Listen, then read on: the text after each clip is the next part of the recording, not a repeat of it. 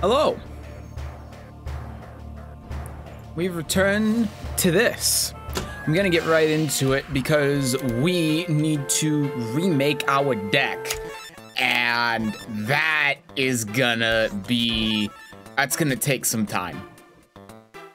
So one thing I was reading about this game is that you do get deck capacity rather slowly. You can grind it. I was reading that you can fight I don't remember who it was, but there are a couple people that you can fight. You can fight like Haga and Keith and Rizaki and one other one I can't remember, and they'll give you 10 each time you beat them. But that's pretty slow. I was expecting there to be something that gives you 50. 10 is not a lot. So we'll have to go with what we got for the most part. One thing I do want to look at.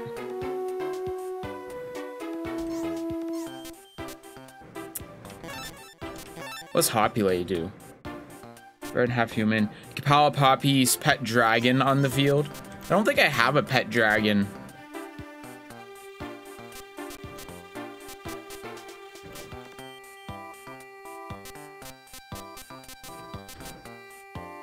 Oh. So one thing we do need to do, let's get out of here. Let's look at our deck real quick. So what are some cards we have that we really don't want? Skull Servant is 1. And it costs 16. So keep in mind here too, we currently have 142 extra deck capacity. So we could get rid of a Skull Servant for something obscene right now. But it might also be better for us to get rid of it for something that's a little bit more mid-range. We also, since we have Cyber Shield, should think about getting more female cheap cards. Hi, Sayumi Princess. So those are all things we have to keep in mind. So if we sort here by cost, and just go down to the cheapest stuff we have. Another thing that we should do too, thinking about it, is we should try to find more cheap spell and traps. Because if we're going to have cheap bricky garbage, at least we can get cheap bricky garbage that's actually useful in some ways. Like even Dancing Elf can be good if we have the Cyber Armor, but Sinister Serpent is never going to do anything. Swordsman from a Foreign Land is never going to do anything. So those are some things that also should be thought about. So we're probably only going to be able to remove 1 or 2 of these cheap ones and get 1 high-range card or 2 mid-range. So let's go to the card shop and see what they have that we could get. Because our duelist rank now is around 200. So there's quite a bit we can get. We also have 140,000 money. So money is not an object. See, even the most expensive thing here is only 20,000. Actually, no, we have 1.5 million. So, we're good. I did not mean to buy that, but again, it doesn't matter. Mystical Beast Saket. We can't afford right now. Can we afford any rituals? No. They are all way too high for us right now. Mahavilo? Magician who's always dressed in an outfit of navy blue. He always sits cross-legged and meditates. Ooh, we could get a Skull Redbird. Skull Redbird's cool.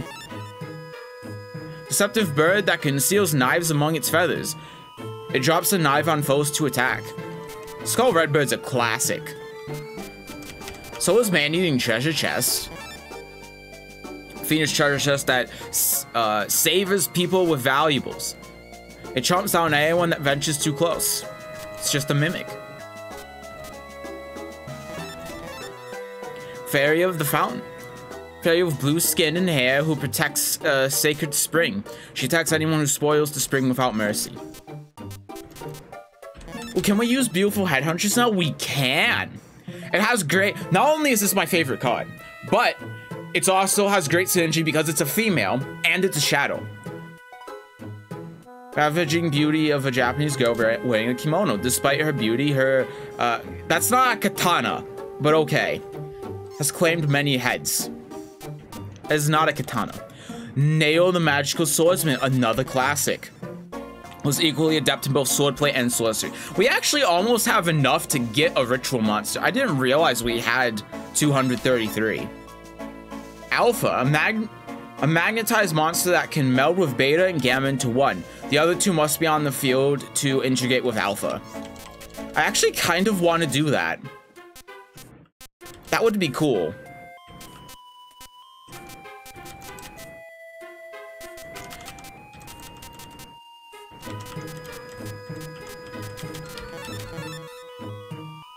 A ferocious beast that's usually fast asleep. It becomes uncontrollable upon waking. Why is this 233? I guess because the defense is hard to get over. Oh, that's earth, not water. This is water though. Yadokaru? We're mainly looking for water and shadow. What is this? Why is Fortress Whale divine? What? Why are all of the ritual monsters divine? Why is Crab Turtle divine? What? Violent Rain. This is a good card. Aqueous monster that takes the form of a thundercloud. It can bring on torrential downpours instantly. So we have a lot of interesting options. We have Violet Rain. Brain Control. Can take over a monster on the opponent's field. The affected monster is put under control until the turn ends. For 200, that might be a little bit much. But Violet Rain is good. We have Beautiful Headhuntress already, which is a good card. Crazy Fish.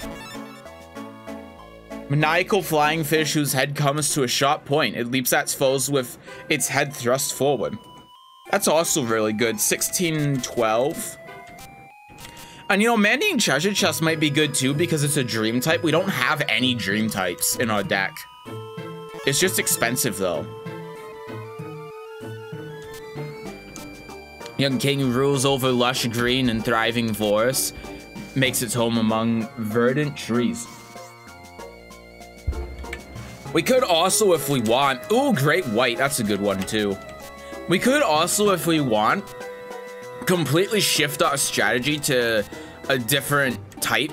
So we could go for, say, a forest deck.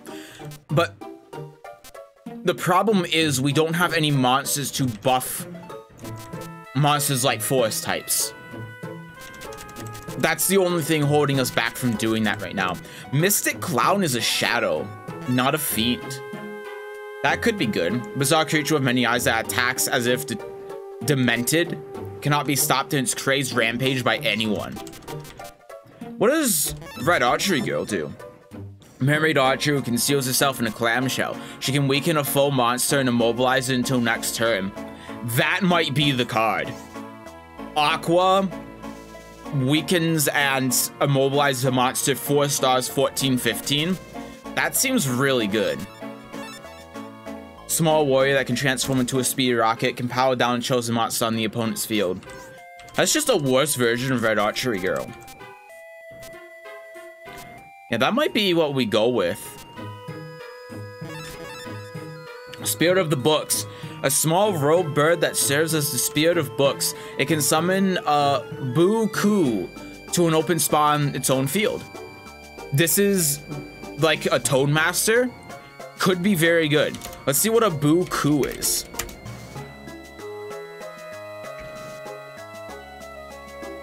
Oh! It's this thing. It's a book.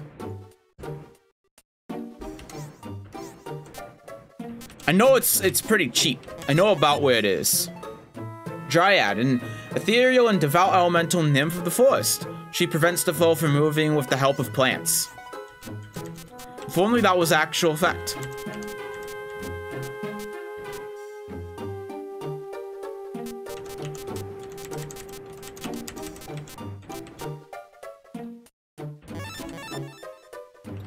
Eh.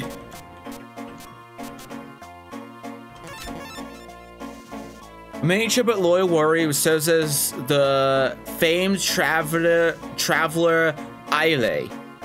He rides his lizard steed into battle. Okay, so this is a guy, not a girl, so we can't use it with the armor.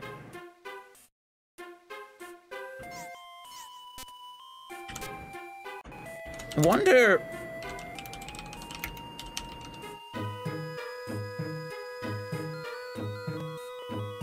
It is an effect monster.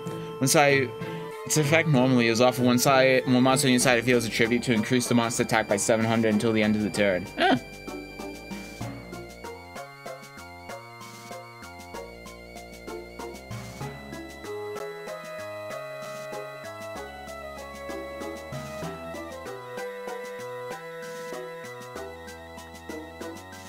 Ugh. Okay.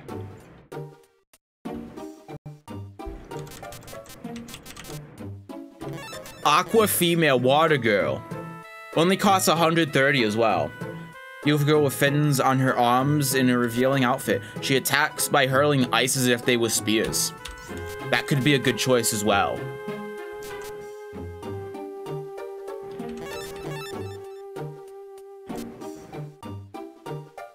It can power itself up by drawing on all plants on the own field. This could be good if we want to go into a forest deck, potentially. Let's see what other effect monsters are here. And see if there are any that we can utilize. There are a bunch of spells around the 100 as well. What's this do? A fairy on a trumpet whose sweet notes ring clearly far away. It uplifts and powers up a fairy. That's something we can use for a fairy then. We could also get more cyber shields. They cost 100 though.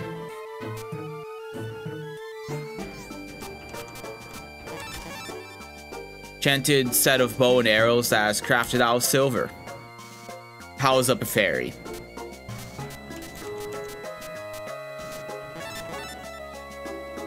Elven sword that ups the power of a dark type being. It can only be used by those who have sold their souls to darkness.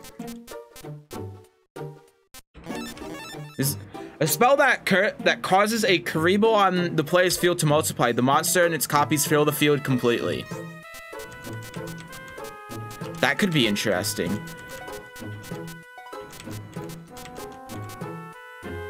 I wonder what type Karibo is.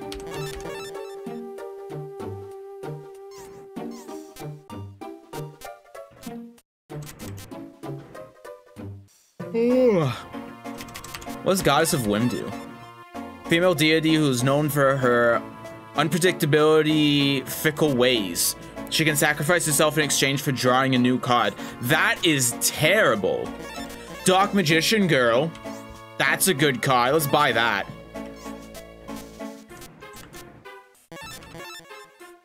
An equipped spell that's designed to power up a machine. Only intended to power up slot machine. Equip card that only works with a labyrinth wall. It strongly enhances the card that equips it.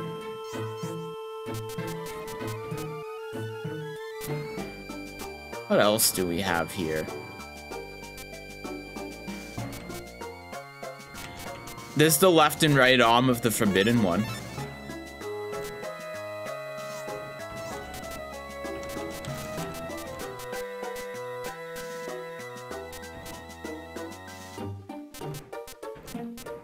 Fire Reaper. Skeletal Grim Reaper that is armed with fiery arrows. Its arrow can directly inflict 50 damage. Wow. Hoshiningen. Peculiar being with the ability to power up light element monsters and power down shadow types. If we ever want to go into light, that's an option. There's the Buku. We could also get an Hourglass of Light. Sure, I'm gonna buy 2 of those. I'm also going to buy this Hoshiningen, because that could be good.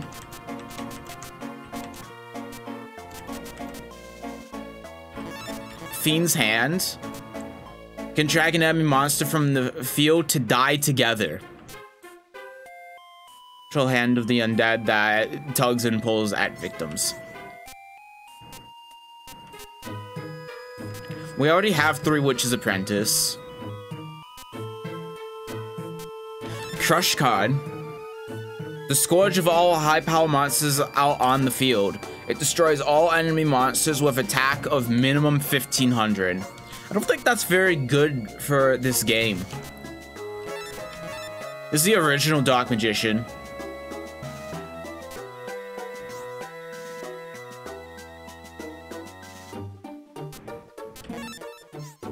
Let's get an original Dark Magician. Did not mean to leave. Let's sort by name. Where's our Karibo? Karibo. It's a shadow, but it's not great. We can't exactly make a Karibo deck, which is what I was thinking for a moment.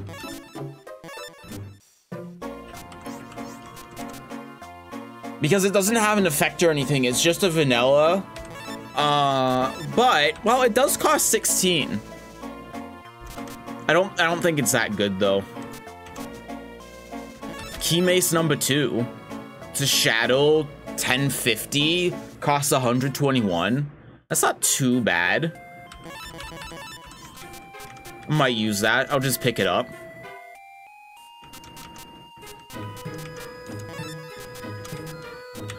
Here, let's go again and sort by cost. Let's look for these low cost spell and traps. Here we go. Here's a couple. Beckon to Darkness, a trap card. It's a spell that causes the banishment of a monster to darkness. If attacked, destroys a monster on the foe's field. It's a spell though, but it costs 15. So sure, we'll take a couple.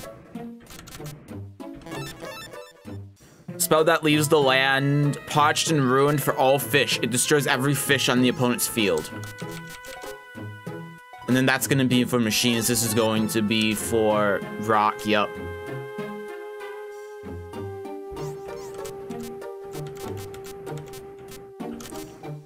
Stop defense. Spell card that makes all enemy monsters capable of only attacking on the next turn and thus not able to defend themselves. Okay. Messenger of Peace. Wait, is that just enemy monsters? Spell cast by a pacifist fairy. It immobilizes all monsters on the foe's field with an attack of 1500 or higher for 1 turn. That could be good. More Feather Dusters. Curse Breaker. Negate any level reducing spell used on the player's monsters. It restores the levels of the player's monsters on the field. That sounds like it could be very good. Magical Kaleidoscope that works with a Harpy Lady. It triples a Harpy Lady and the Harpy Lady sisters. We could get Harpy Lady and an Elegant Egotist. That would have some synergy. Sure. It only costs 2 as well. And then a bunch of ritual spells.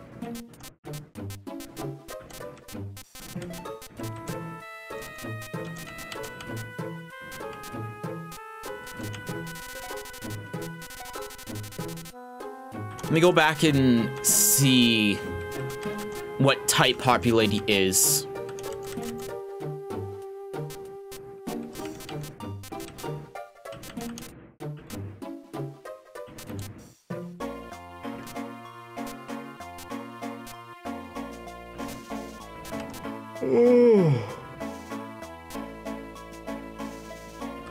What's this? fiendish clown that rides upon a monster lizard. The lizard eats the souls of all enemies felled by the clown.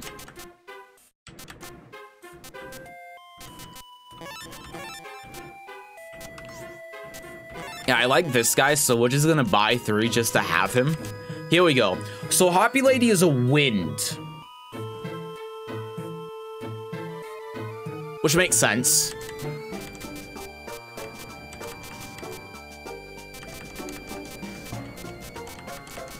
It could be an interesting option. I want this red archery girl. The red archery girl seemed very, very strong. This rain as well.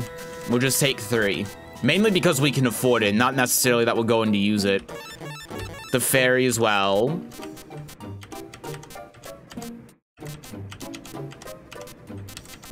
Yeah, I want to do this alpha, beta, gamma thing.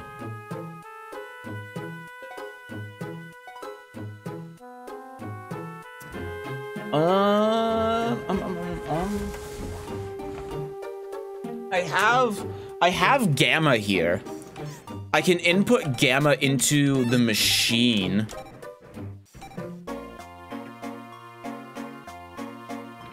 One 154 9357.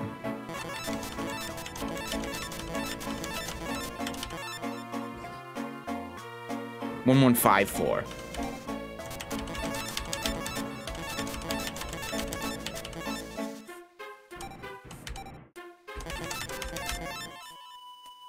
Nine 357.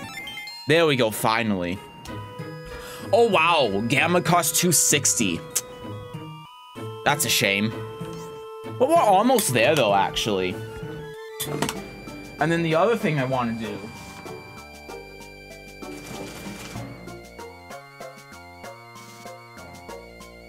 Where?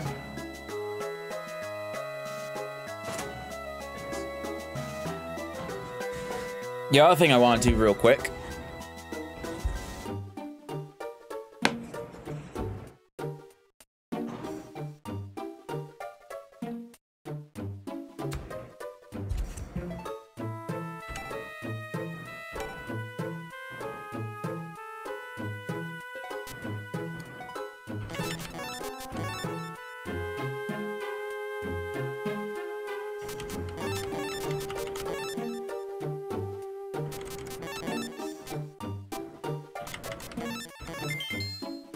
It's 255.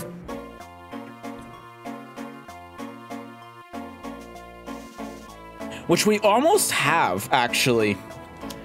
Which we already have.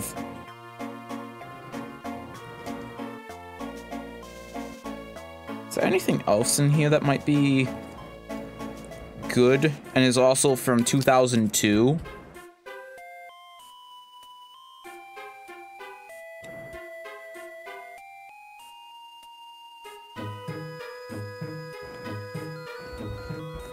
Yes.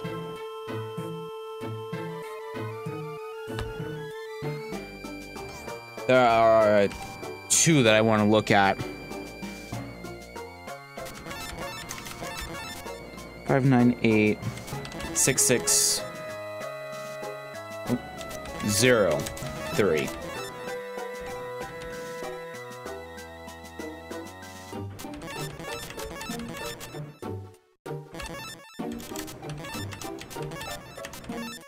Snatch Steal wasn't in the game? Huh. Snatch Steal wasn't in the game at this time. What about Mage Power? I'm pretty sure Mage Power was.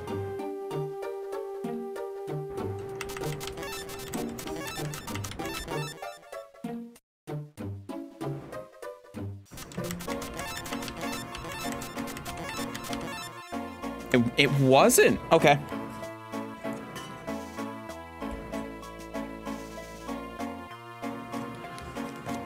Never mind then.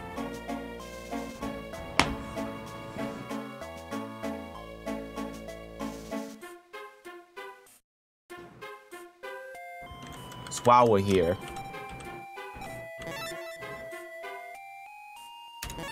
let's look By summon? You know, Exodia is actually just, the head by itself is actually kind of good.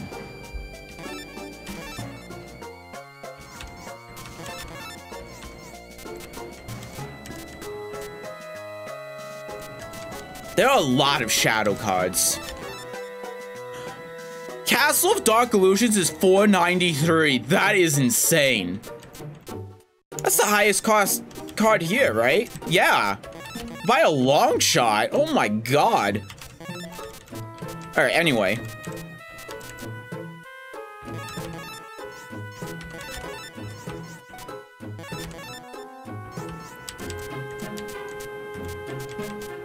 Yeah, there are a lot of shadow cards. Holy shit. Oh, that costs a tribute. Oh, that's not what I meant.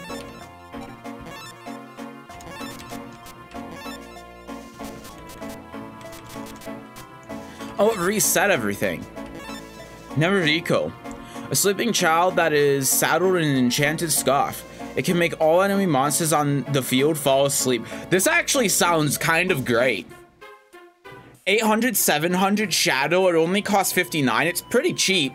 And it can stop all monsters from attacking. That sounds pretty strong.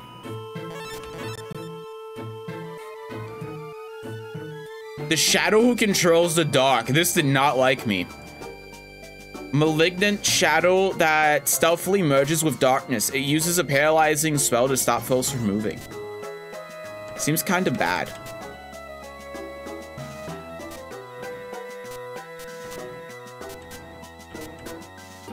This only costs 47. That could be good. Nothing's really beating the 72 cost Vishwar. Should buy 2 more of them.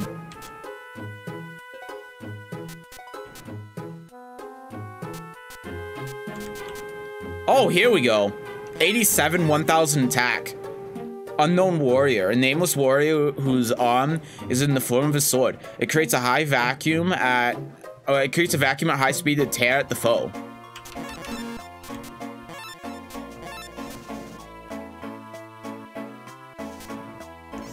Yeah. We've seen Mystic Lamp before.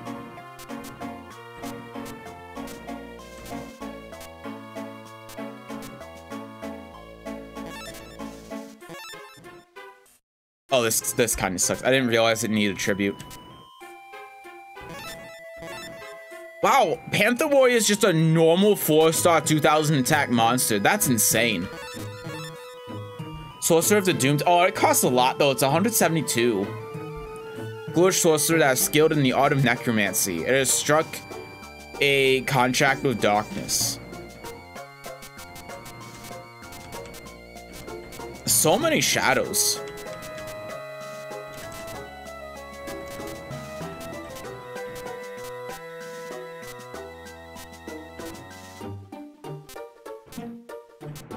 White magical hat. I own one of them. It only costs 87. Oh, but this is light. Hi, Gabe. How's it going today? It's going all right. Not too bad.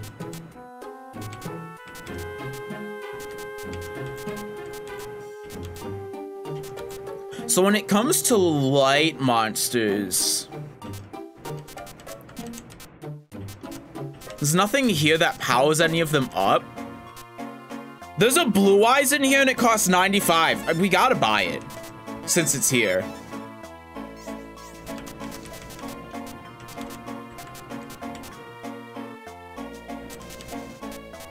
Yeah, there's nothing that we have that synergizes with light, I think. I might have bought something, but I can't remember if I did or not.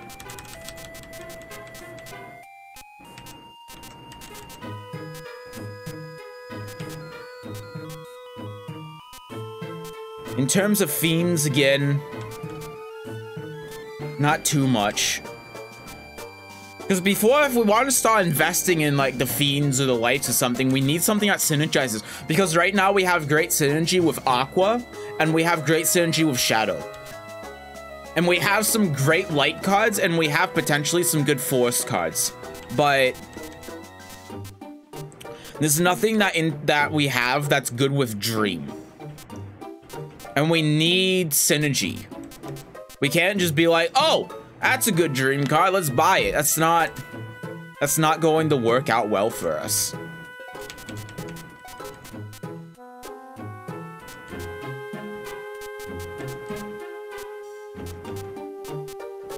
Again, nothing for Pyro. What does this one do? Monster worm that has a special power despite its stats. Its attack power can be used to damage the opponent directly. It's pretty bad. But you know, it could be good if we have any force synergy.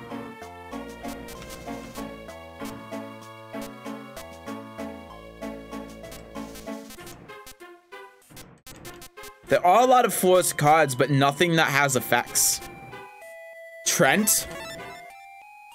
Massive ancient tree that guards a forest of fairies. It can turn the field into a forest. There you go. See, this is what we're looking for. This is the kind of stuff we're looking for. Having a tribute like this, if we have a bunch of forest monsters, can pay dividends. We need a little bit more, though, than just being able to create forest, but it's still something.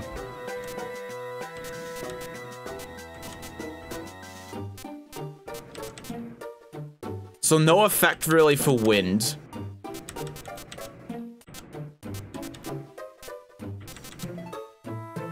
Rocket Warrior, we already know what Rocket Warrior does. There's Saket, we just looked at her.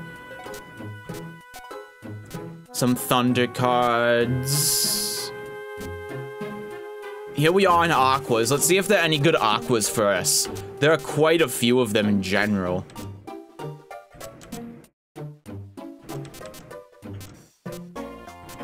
Anything better than Water Osmosis anyway.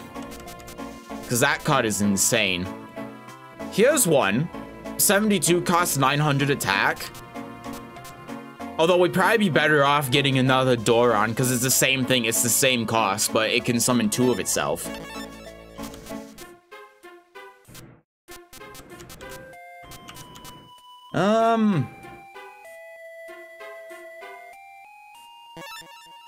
Having more of him could be good. He's relatively low cost.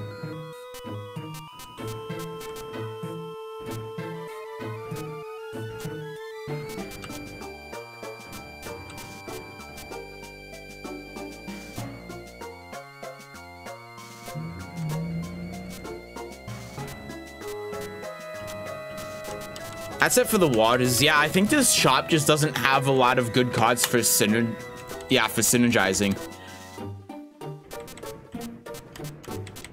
Does Yami buff Shadow? Benefits magicians and fiends and disadvantages fairies. So it doesn't. So is there no field spell that benefits Shadow? I guess not. Because Sogan's certainly not. Mountain's not. Maybe Forest? Plants, Beast Warriors, Insects, and Beasts.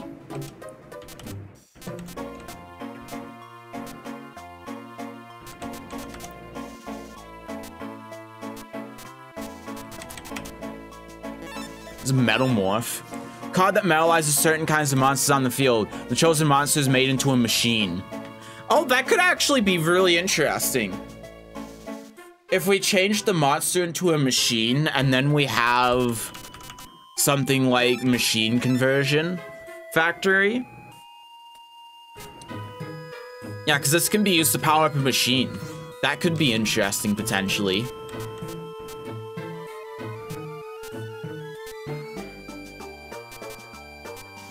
And that's it. So we'll have to come back later, I guess, because there's nothing that really synergizes well right now, which is fine. But It's just nothing can really be used. So let's sort by cost. And let's get rid of something that might be high cost, but isn't doing anything really for us. Like, for example, a penguin soldier. Cost 53. Let's get rid of it. And then we have about 200 to work with, so we can put in something that's pretty expensive.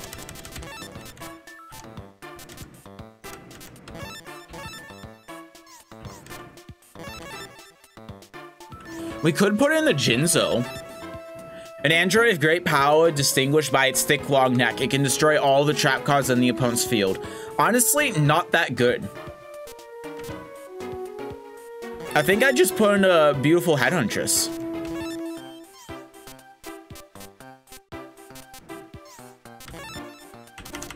And then from here,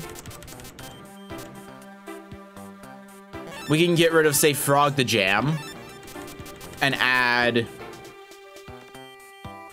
something that's 35 or less, which there are quite a few cards that fit that.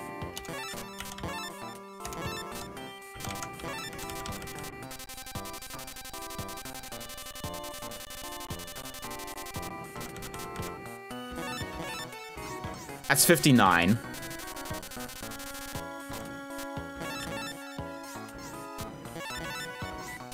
So from here,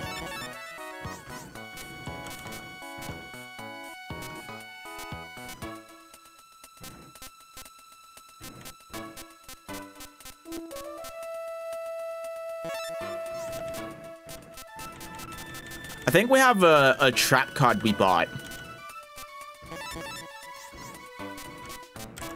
Oh yeah, let's swap out the Dark Magicians.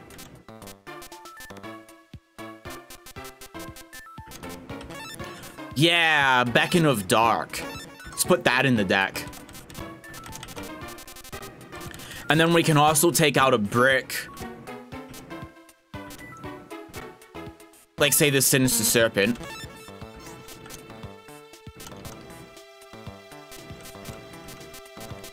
Now we have another 36.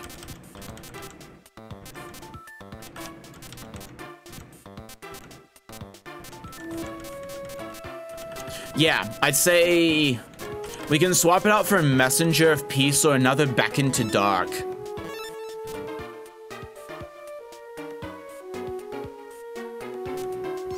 I'd say we do another Beacon to Dark. It just seems like a really good card. If I'm understanding it correctly, it's like a Sakuretsu armor, which is really good.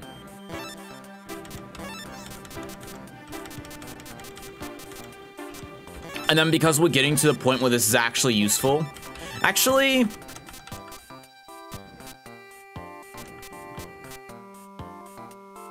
we have 37.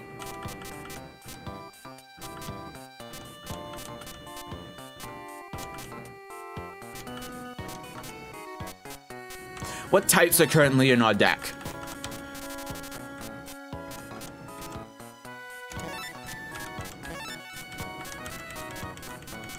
We have a bunch of shadow. There's some lights. These are fiends. That's a fire. This is a forest. It's also a forest. Earth. We have one lightning or thunder. And then a bunch of aqua. So we don't have any what? We don't have any dream, right?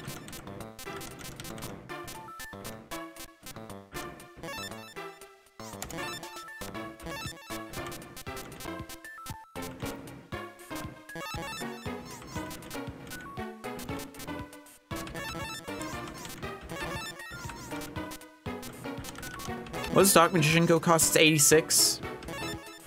Yeah, it's a little bit much right now. We do have one to power up light, but it doesn't, it's anti-synergy with shadow, which is the problem.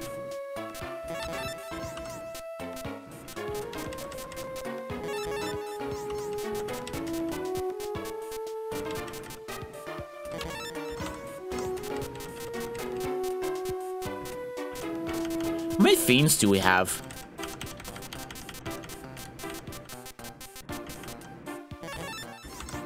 2? Yeah, that's fine. And that's forest. Still forest. This one is forest, right? Not wind? Yeah.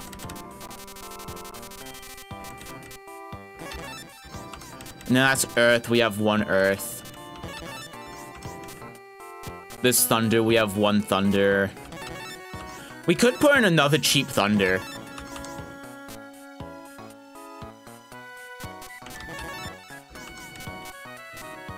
There aren't any cheap thunders, though.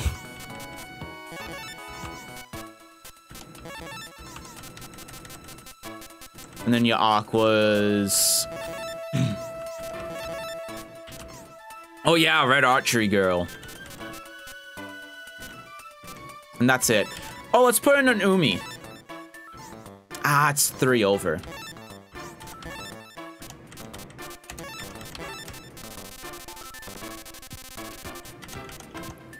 What's an expensive brick? Amoeba.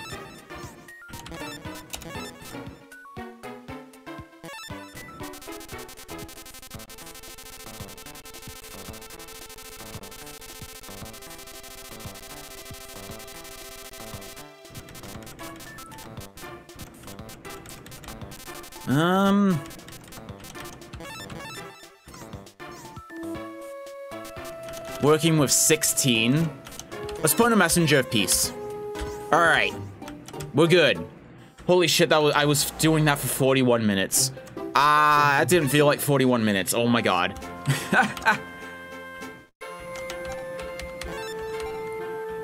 All the move like 3 cards, but we also bought a lot of cards.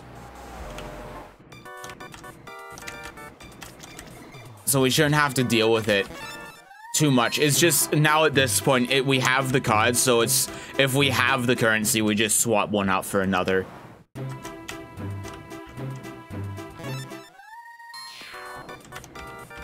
So I don't remember what happened at the end of the last thing. Are we going here? Oh, right. Kidnapping. Bridge, maybe?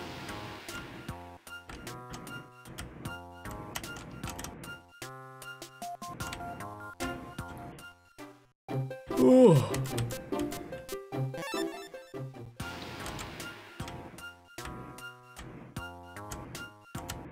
Nope.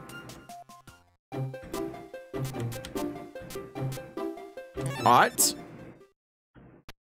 Hello. What brings you your soy here? The ghouls abducted Joey and a friend. Where is he? We need your help. Care less about Dreg. But the ghouls, they are irritants. The filthy sneaks with no respect for cards. I'd been considering sanctioning them myself. I'm not helping you, but I'll run a check. What do you mean you're considering sanctioning them? You specifically didn't because they had the rare cards and you wanted to take them from them. What do you mean? Cannot be left unchecked. Wait, I'll run a search on our computers.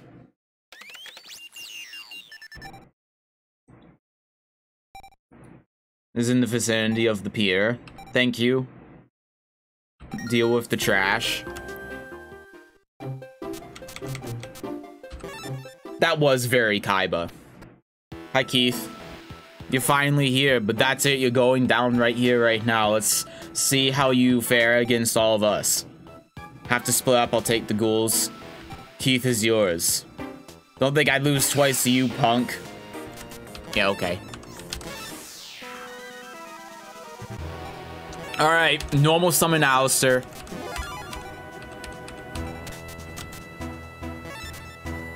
I actually probably shouldn't have.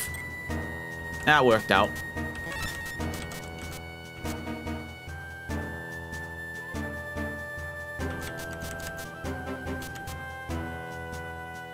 right, summon a Griggle.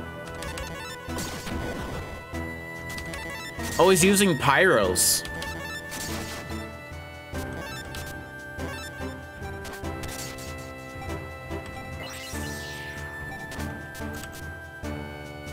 There's a Star Boy. I feel it's pretty loaded.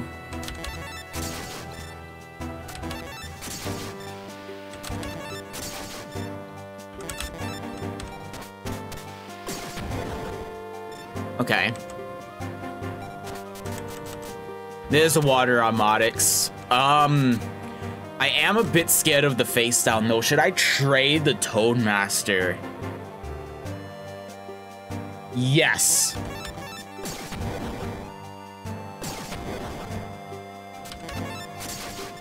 I couldn't afford the Water Armatics dying, so I think trading the Toadmaster there was the right call.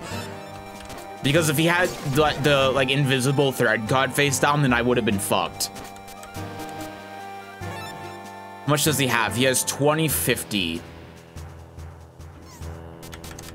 4, 7. Oh, this is 350. Yeah, he's dead if I Raigeki, which I will. And this is exactly lethal.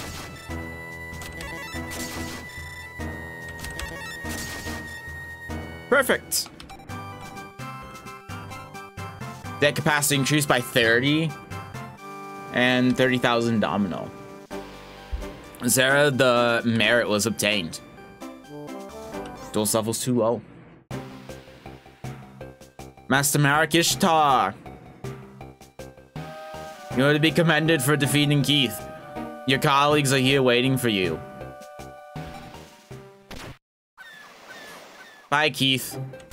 Gonna go save real quick.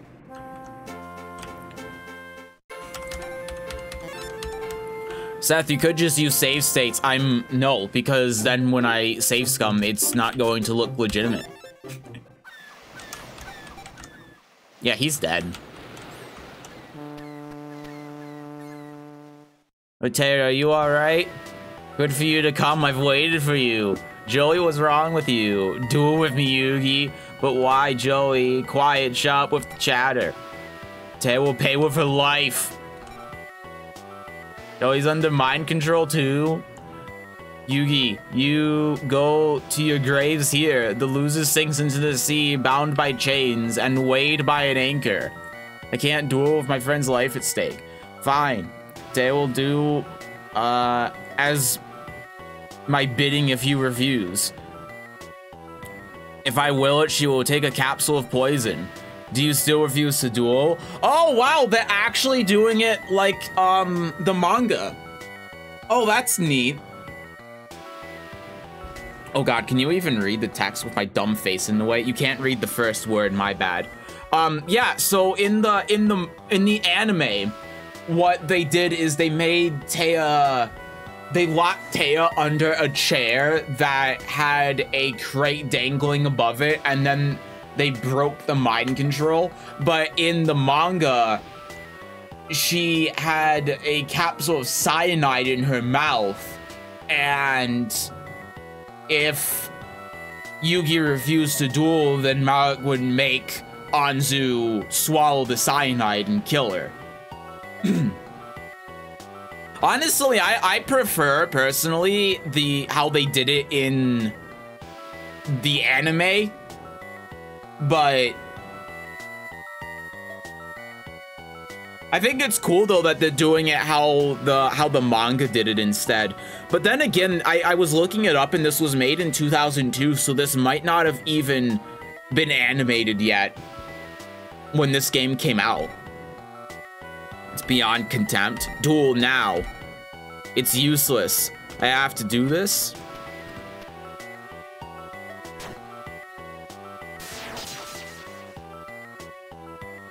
I can't win. I can't defeat my own friend like this. I can't.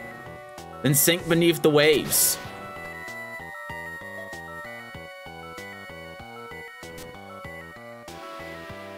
I mean, I should stay put, right? Because Jonochi is the one that's going to that's going to dive in. Surely. I'm going to kelp. Oh, it's going to make me dive in. That's weird. Because this whole thing was supposed to show how strong Jonochi is and how much he cares about Yugi and him being able to just to beat the power of a Millennium item, but no, I guess I'm saving him. That's kind of weird.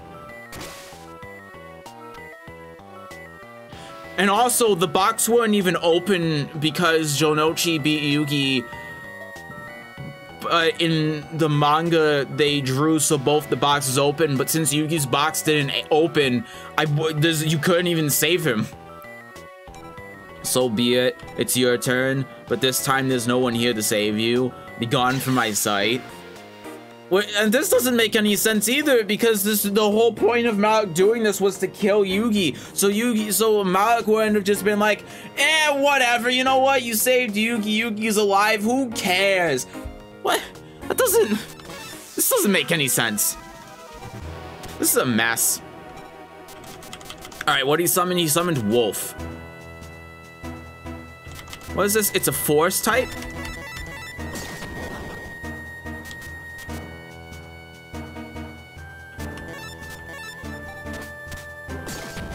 Rock Ogre. That's a card. That's also a card, but it's not very good.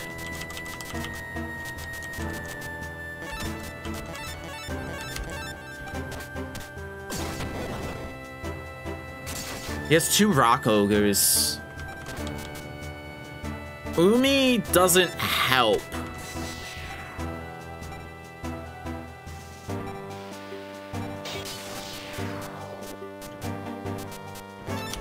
At least not right now. Baby Dragon, Rock Ogre, Rock Ogre.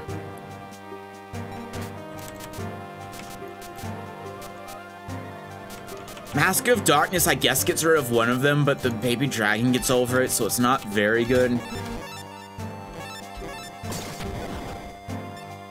It keeps me alive for a turn, though, at least. Spox was activated, 50 damage. Wow.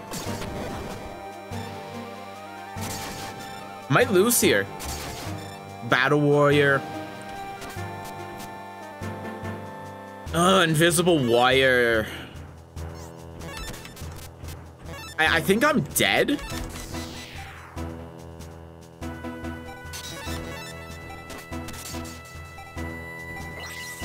Baby Dragon's dead.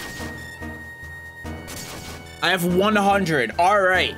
There are many cards in my deck I can draw. I can draw like Water Osmosis, Toadmaster. Actually, I can't use Toadmaster's effect though because I'll die. No, I'll be fine. And no, I can set to defense. Doro, there are a lot of cards I can pick from. Just give me one. That is insulting. That draw is insulting.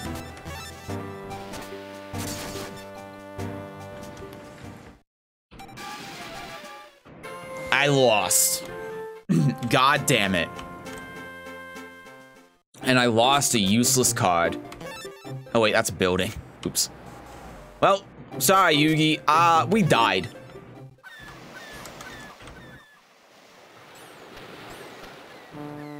Oh, I gotta go through the cutscene again.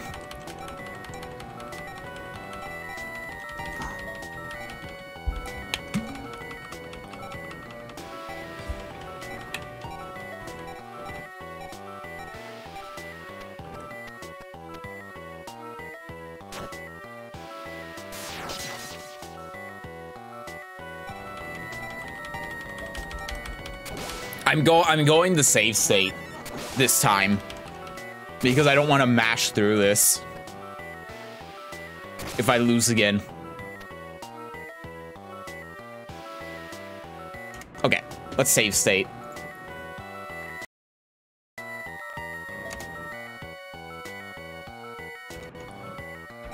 Okay.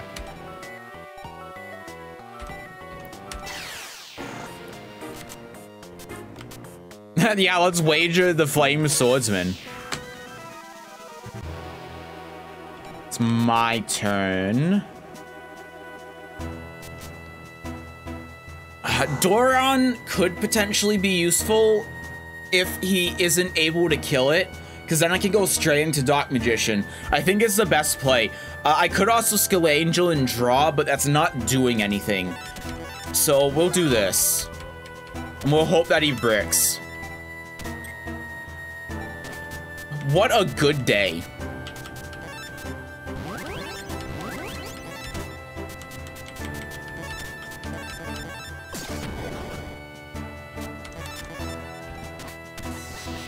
Final Flame was activated, 200 damage. Because 600 was too much.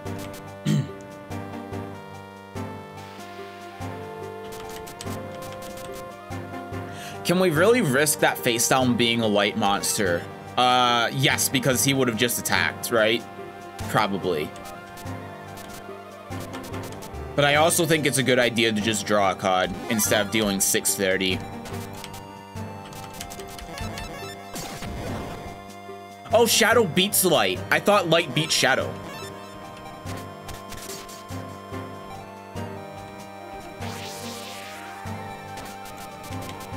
And then Water Armatics. All right, this game's over.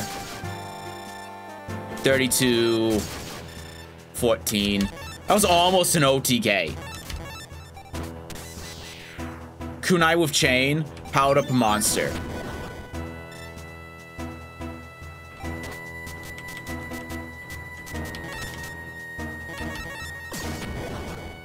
All right. That was pretty good. Deck capacity increased by 30. I just realized it said about 40,000 was obtained. And then I got Red Eyes Black Dragon. Oh, that's really cool art. This isn't actual art, is it? In the game. Or in the card game, I mean, the physical card game. This is really cool art.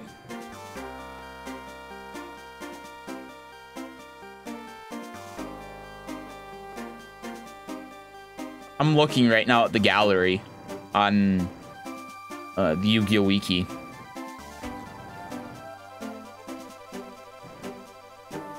There's one that's similar.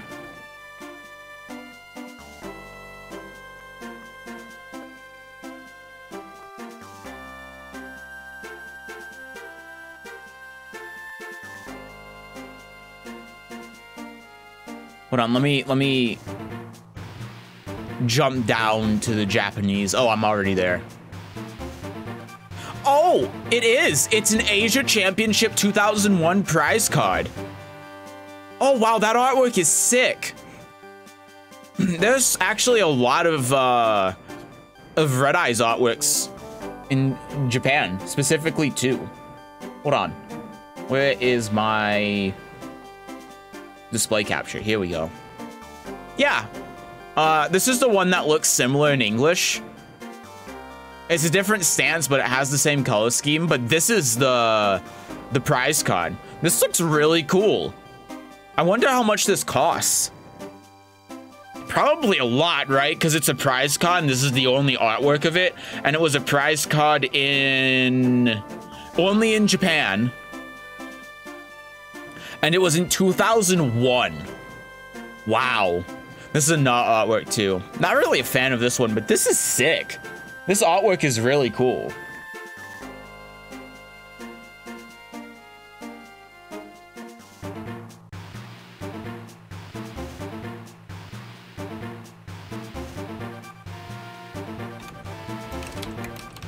I'm looking to see if there's a price on it.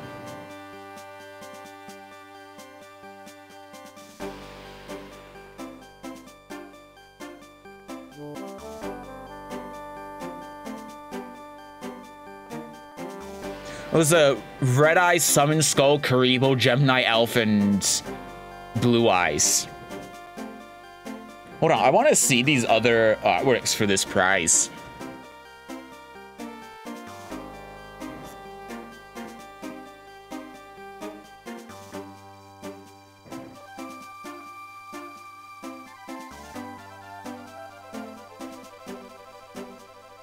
Yeah, it's this one. This is really good artwork of Summon Skull. I think that one actually exists, though, in English, right? I know I've seen it before. It doesn't. Oh. All right, what about Karibo?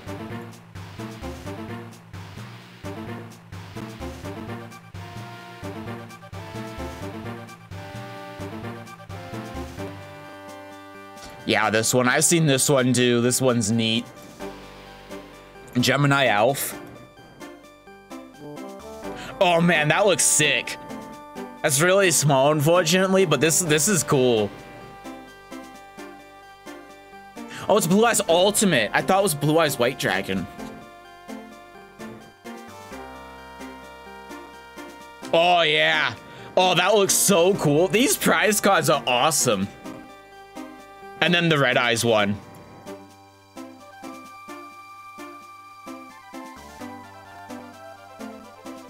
Where is it? Yeah, there you go. These cards are these look great. What the hell? I don't know what one's my favorite.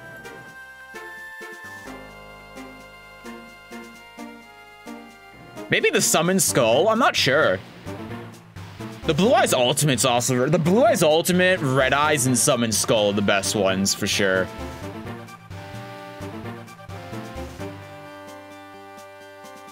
I wonder how much these cost.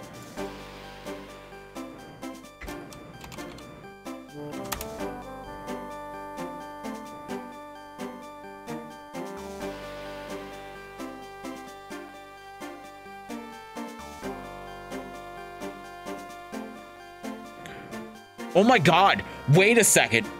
Only one copy exists. What? These prize cards were given to the winner. It wasn't like a if you participated. These were given to the winner. Oh my god. That's insane. Well, specifically 01. One's 01 is the ultimate.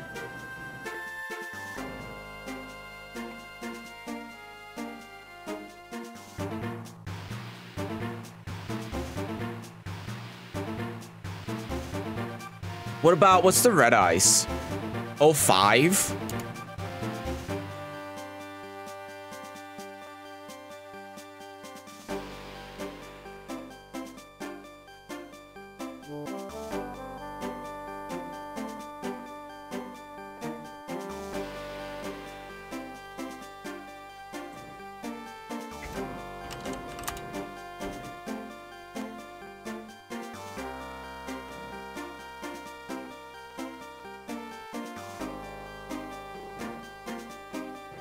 Oh my god. Look at this. This isn't 2018, so this is before the yen crashed. Here it is, the prize card. 45 million yen. That is $450,000 about. It's actually probably more like 400,000. Oh my god. That's crazy. That's so cool. Oh, man. And here I was thinking, man, I would love to get this even if it was a couple hundred at some point just to have it. Nah, dude, this is a $400,000 card. Fuck that. Wow.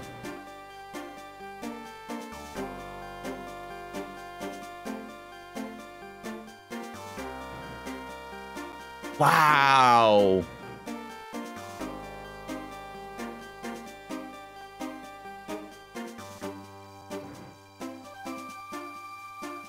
Yeah, and even like these random, I'm guessing that this is a tournament card. Median's $207 for his anti-Raigeki. This Needleworm is 2,000. And these aren't even alternate arts. Yeah, this is a Tournament Pack 3 Rare Needleworm, which is moderately played $500. That Red Eyes must be worth $10,000 at least. This one. Oh, that's such a shame because it's such good artwork too.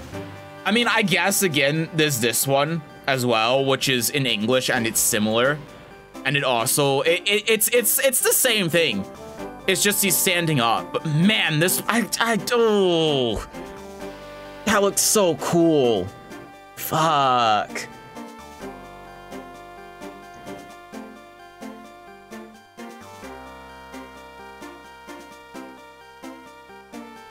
How do you, hold on.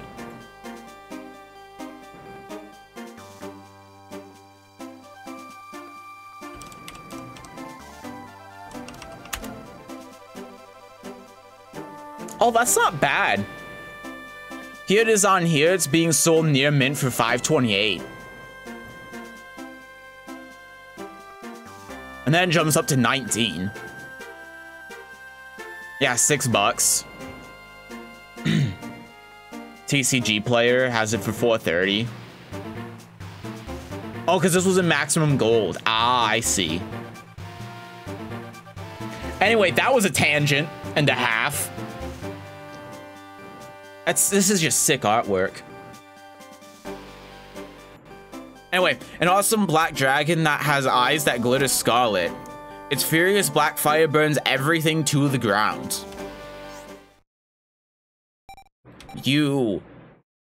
But this puppet, I will dispose of it.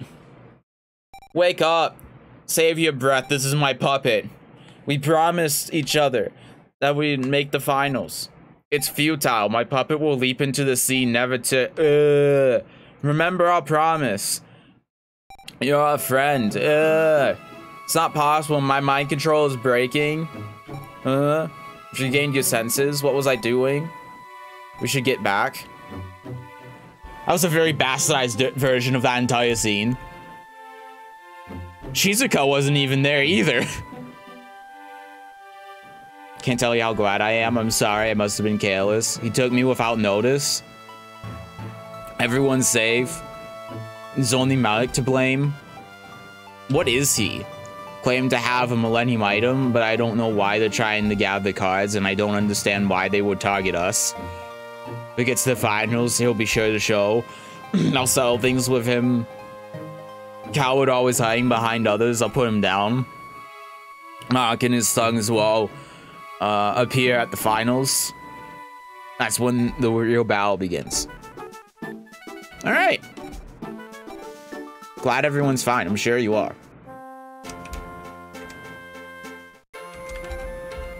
I would like to save. Deck capacity's jumped quite a bit. We have a lot to work with now. We could add another pretty good card. What should we dump?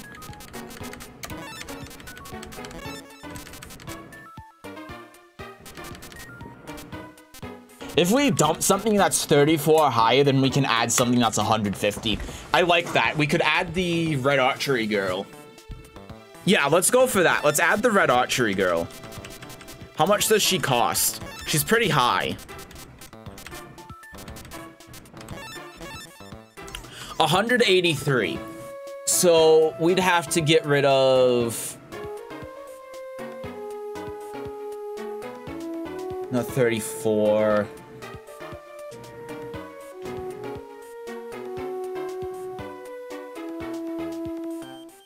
So we'd have to go down to 2016. Yeah, we'd have to get rid of a pretty high value card, but I think that's fine depending on what it is.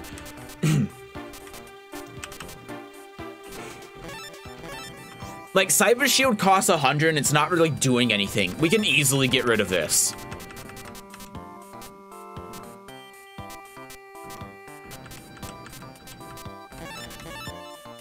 That still wasn't enough. Wow.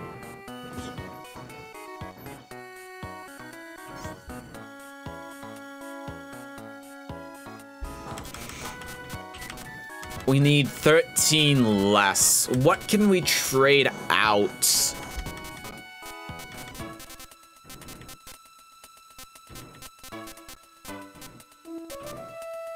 Maybe a Mask of Darkness.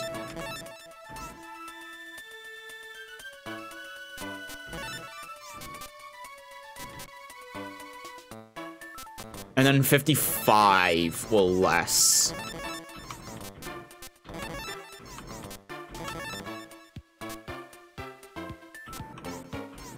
Actually, let's add this, because this is a pretty good card.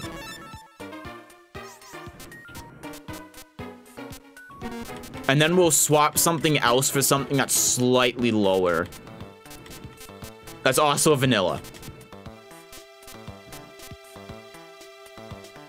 So, like, Starboy. So we need something that's 29 or less.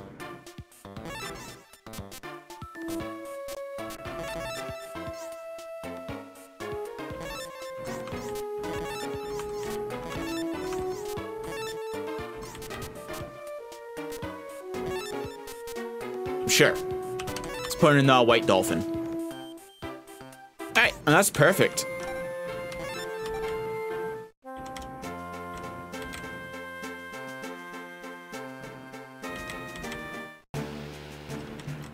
Hello?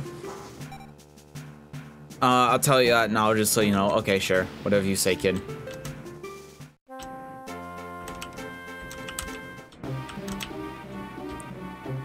Ooh, so what now? Hey, you want to fight? I lost your card, by the way. Oh my god, he's so trash.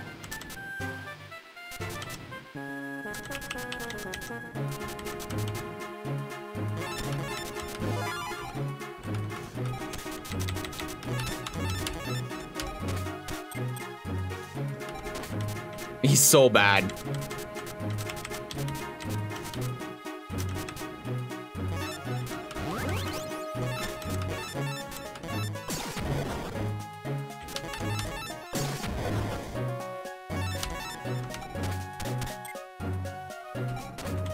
Okay.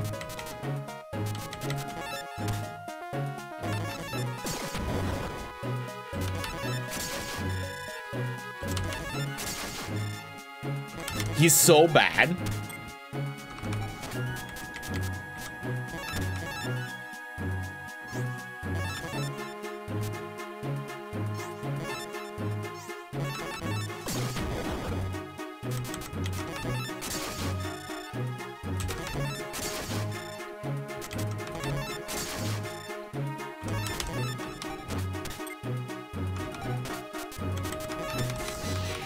This poor guy.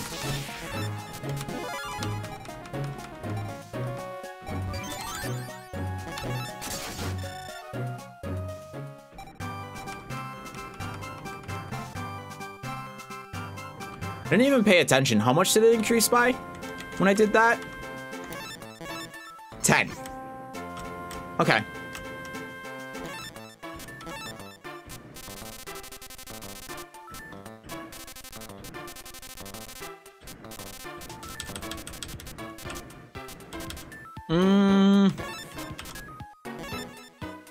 We do have enough for rituals now. The ultimate of all dragons has 3 awe-inspiring heads. It's formed by 3 blue eyes white dragons. Extremely strong and evil monster of imposing size. It attacks with its bulk and horribly hurt claws. Oh, I think I understand. It's divine because that summon prevents it from being killed by different types. That's why. That makes sense. So ritual monsters actually have a fairly strong, but the conditions to be able to summon them are very tough to meet because you have a hand size limit of 5, and you have to have the ritual monster, the ritual card, a specific card that the ritual monster requires in order for you to be able to summon it, on top of having a couple of other monsters. It's a very tough summoning requirement to meet. But if you can, then they're stronger than tributes. That's what makes them stronger than tributing. Okay. Interesting.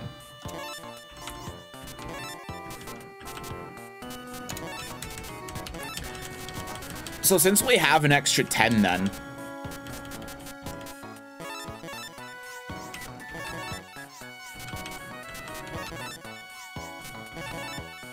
Ah, that costs 47. Never mind.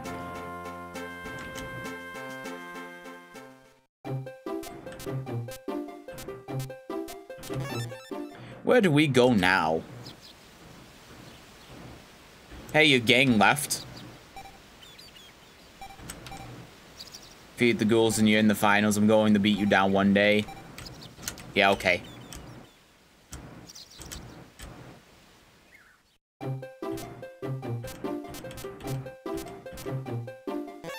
Maybe I can go in the art.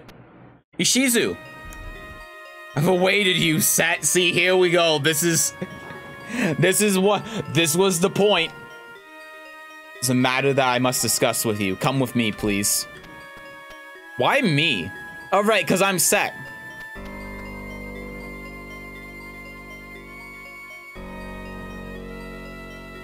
Is this Aknemakanen? Is this Atem's father? Should tell you the secret behind cards.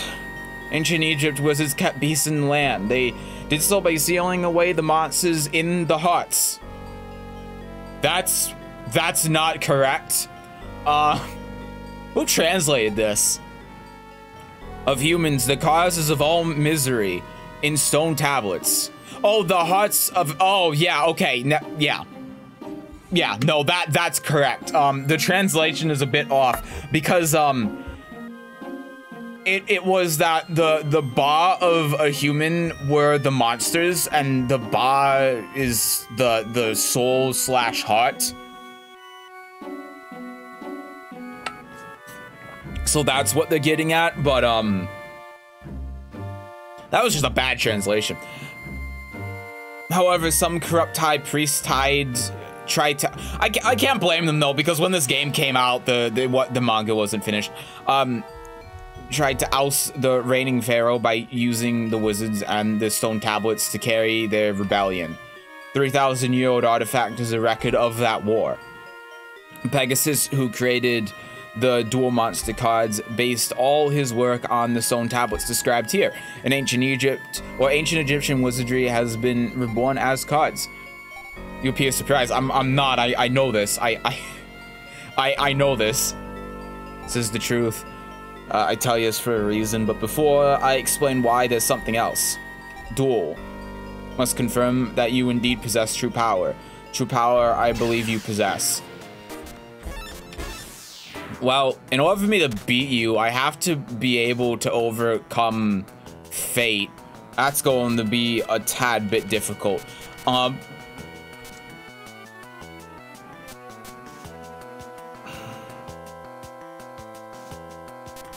Yeah, I can kill the Sonic Maid, so I can set Beckon Darkness and Invisible Wires. Summon the Witch's Apprentice, use effect. Sonic Maid will attack into it, it'll die to Invisible Wire, or Beckon to Darkness, and then if he summons something else, it also will. I can then, she shall still say, Monster Reborn. Why did I say it in Japanese? I can then Monster Reborn, tribute whatever I get back, or whatever's weaker, summon the Kairyushin, and then use its effect to get Yumi, and then I should be good. So basically, we have full combo.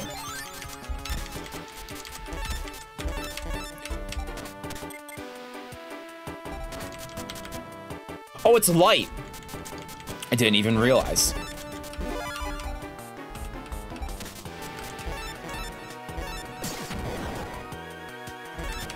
Still, works the same. Mosky, the legendary swordsman, is dead.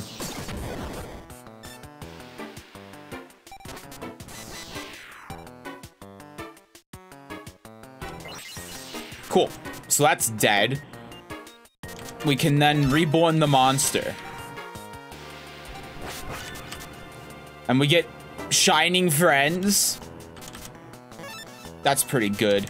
It would probably be better to actually sacrifice the Witch's Apprentice because Kairyushin will get Yumi and then Doran will have more power than Witch, so we will do that.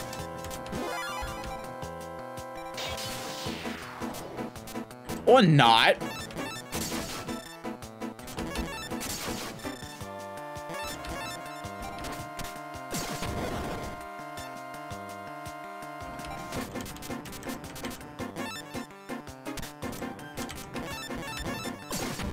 Doesn't make a difference, but I thought Umi would work there.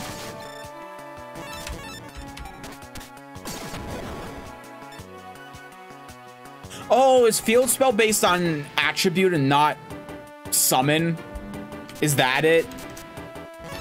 I'm gonna... How much life? Oh, it's 2460. Now I'll just go in. There's no point in drawing. Because he's dead. She's dead. Either way. Cosmo Queen. Isn't Cosmo Queen not a ritual normally? One of distinguished demeanor and enormous power. Said to rule over all the stars and planets in the cosmos. The rumors are true, you truly are skilled. Perhaps you are the one to put an end to my younger brother's mad scheme. Gather forbidden cards that would give him ultimate power. We got a 3-off act again. You see the 3 tablets depicted.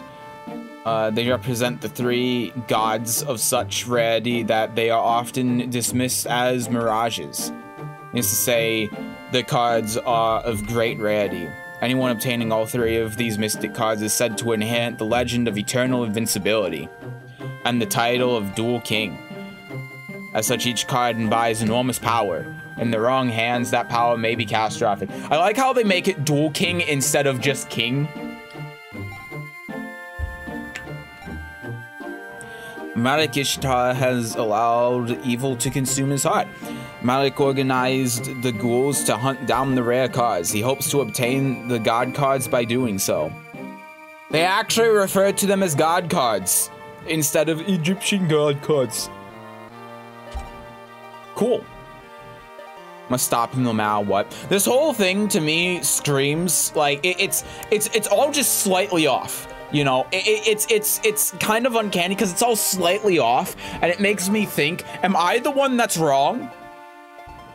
But I think it's just because there's a lot of direct translation, and there's a lot of referencing the dub, and trying to make characters sound like they're from the dub while at the same time trying to reference the actual manga, translate through the manga or whatever, and it's weird because there's a lot of stuff that's right, and there's a lot of stuff that actually follows the manga instead of the original anime, but then there's also a lot of stuff that's clearly from the dub. It feels all over the place. Me being willing to entrust you with one of the 3. Well, and it just came from there because this is a great example because first they said, oh, Egyptian gods, but then they said gods, which is never referenced in the dub because they're like, oh, we can't have them be gods because that would be sacrilegious, so let's just make them Egyptian. Therefore, they're mythical. But then they said gods, so... It's weird. Wait, you're giving me one of the gods? The one god card that remained in Egypt. You're giving me Obelisk and not... Well, I guess my name is Set. I am Kaiba. I inherit the same soul as Kaiba. I'm just in... Just Kaiba and I are in different bodies, but we're the same soul. So I am... It's so stupid. I can't... Let's do it once more. Ah! It's all coming together! So that's it. You're the final test. Do over a god card. Amusing. But a dreg like you, you're no match for me. Please forgive me for forcing this test on you, but I need proof. Proof that you are worthy of bearing the god. Proof that you have the power to overcome evil. The card will choose me. Ungod Set. Oh, this is perfect! Oh my god. It's actually perfect. It's actually perfect. It actually worked out in the end. That's hilarious. Holy shit.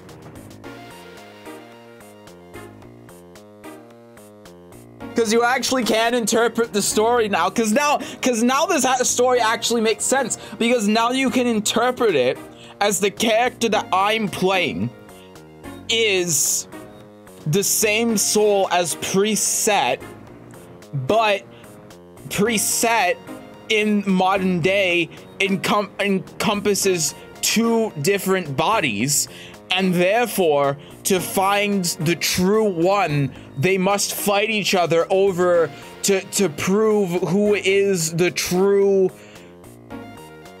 the one chosen by the gods. It's perfect.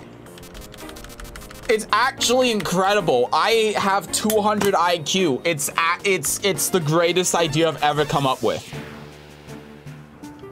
And I also realized something. If I lose this, could I not just come back and duel the Ishizu over and over and over again and get a bunch of points to make my deck super OP? Because I'll just go back to the house and then come back here, and then I'm guessing I'd have to do Ishizu and Kaiba because it didn't give me a break in between. You know what? I'm curious. I'm going to do this seriously, but I'm going to do a save state, and then I'll reload and see what happens. I'll reload and see if it has me fight Ishizu again and give me the 30 points. Because if it does, I might just do that. So I summon Lesser Dragon. Water Armatics is such a good card. I don't really need the Torrential, so I'll just end turn.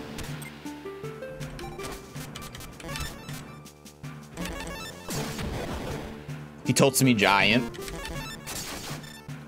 Well, he Totsume Giant, rather. Goodbye.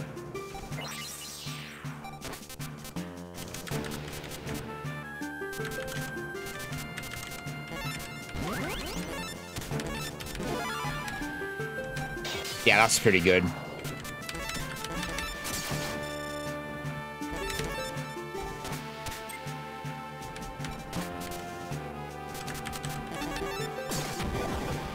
Sorry, Kaiba, but you kinda fucked.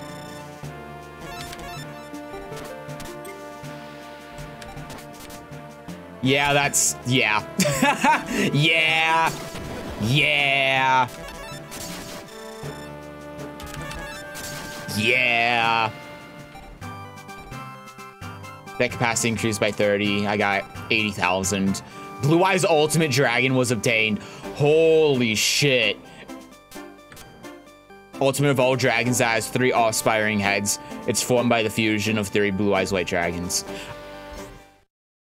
Lose to a dreg like you, so careless of me, but even without the god card, I can still win the finals.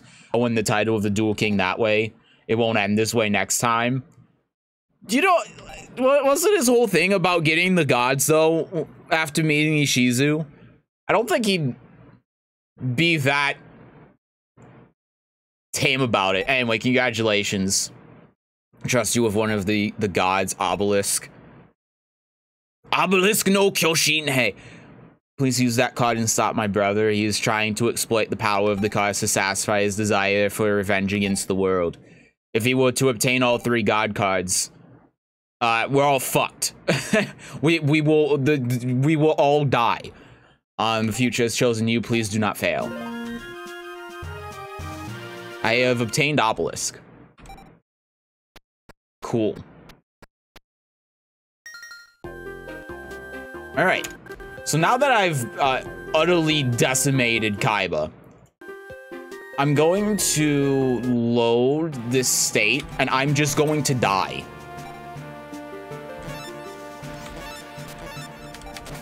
And I want to see what happens. Because if I can just grind levels and get a better deck, I might do it.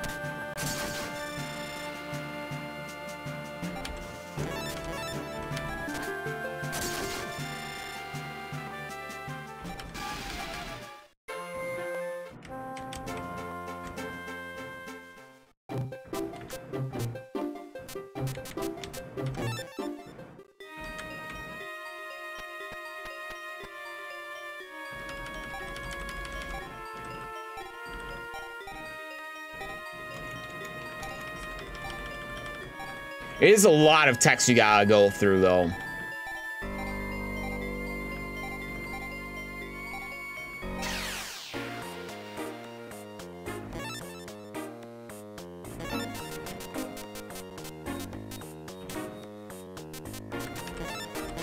Sure, Mask of Darkness. Yeah, Toadmaster is a card.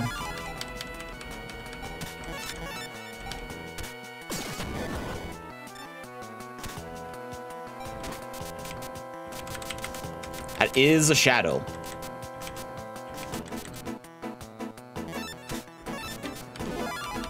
I'll use this effect instead of just killing it. I don't care about leaving Frog the Jam alive, because it's just gonna die anyway.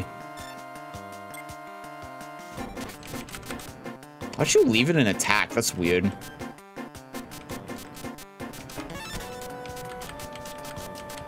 I need to draw. I'll use Skull Angel's effect. Duster.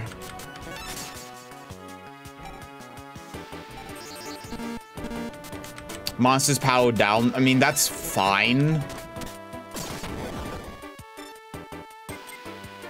That is why they left an attack, though, so I guess that is a tell.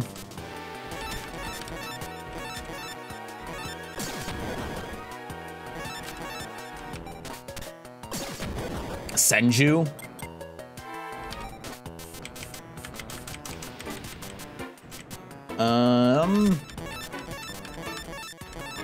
Get rid of Senju.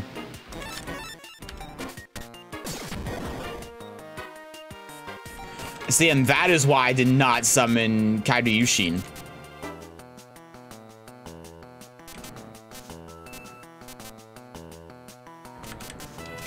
What should I do here? Honestly, Dolphin. That's also why tribute summoning in this game is bad. Dreambeat Shadow. Okay, that's fine. I don't like that face down, so I'm going to Duster.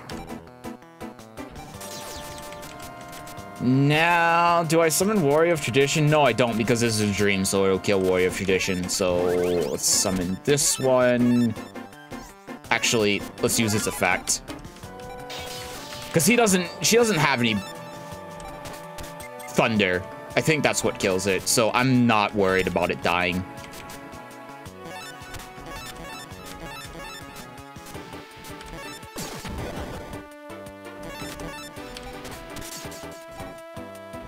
Yep, there goes Dream Clown. That's Warrior from another planet. I guess now I gotta use Hourglass. I wanted to wait until I get Warrior of Tradition, but it's still buffing this to 2840. And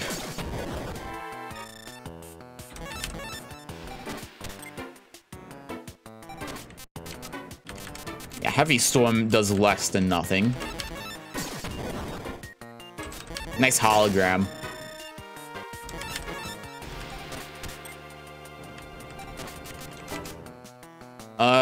Witch's Apprentice, 2970. All right, should be dead.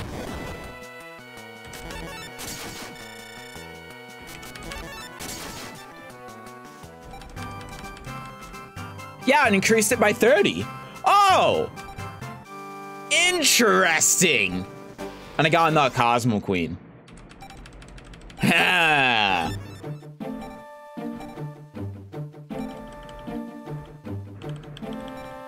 Ha! Is there a way to speed this up?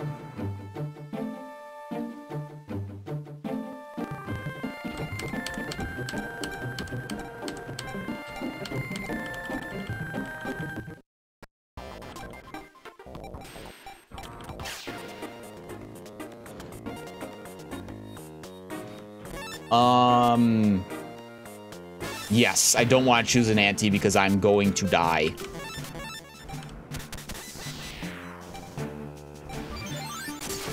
Lesser Dragon. He would just be dead here.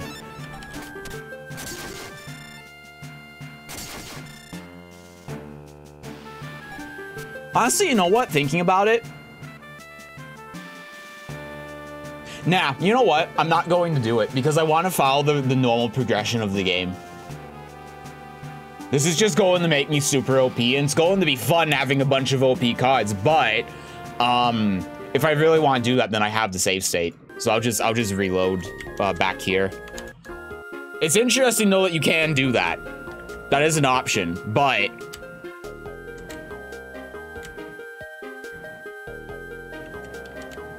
I'm not going to, just because I like the progression aspect of this game, and I want to preserve that.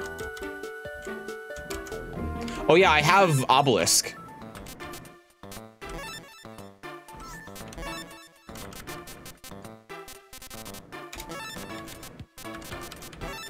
Obelisk costs 0, right? Yeah, Obelisk costs 0.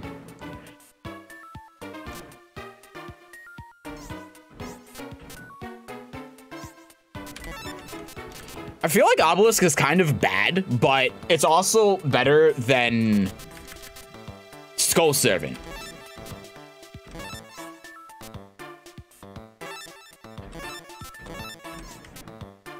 So I'm adding it in. We also have about another 100 to work with, if we want.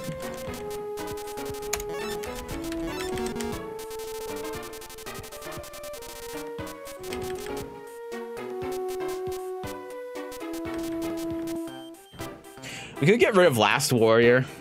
Last Warrior is so bad. And it's 9. That's why it's bad. But it's worse than a normal brick because you can't even use it as a wall to stall. It just does nothing. I'd rather have anything else.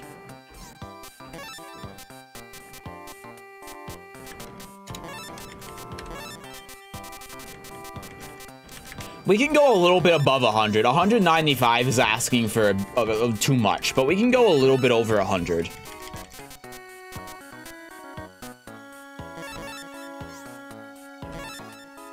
Lady of Faith? Nah. Beast King of the Slime might be good. All the monsters is just a dark hole. But it's a summon. We could also Trap Master.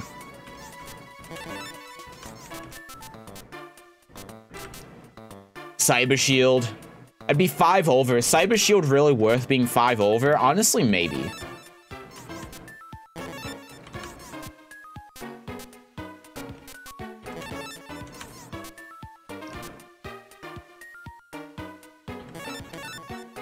Wet Ha?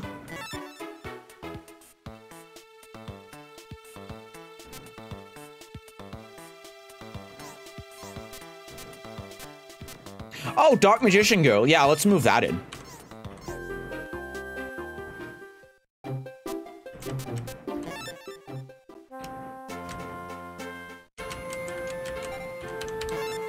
Okay. So what's my duelist level is now 278. Okay.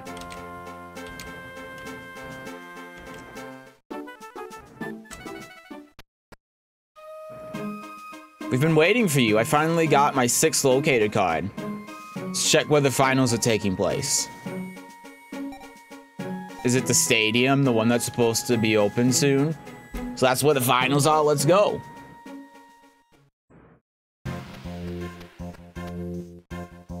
This is it?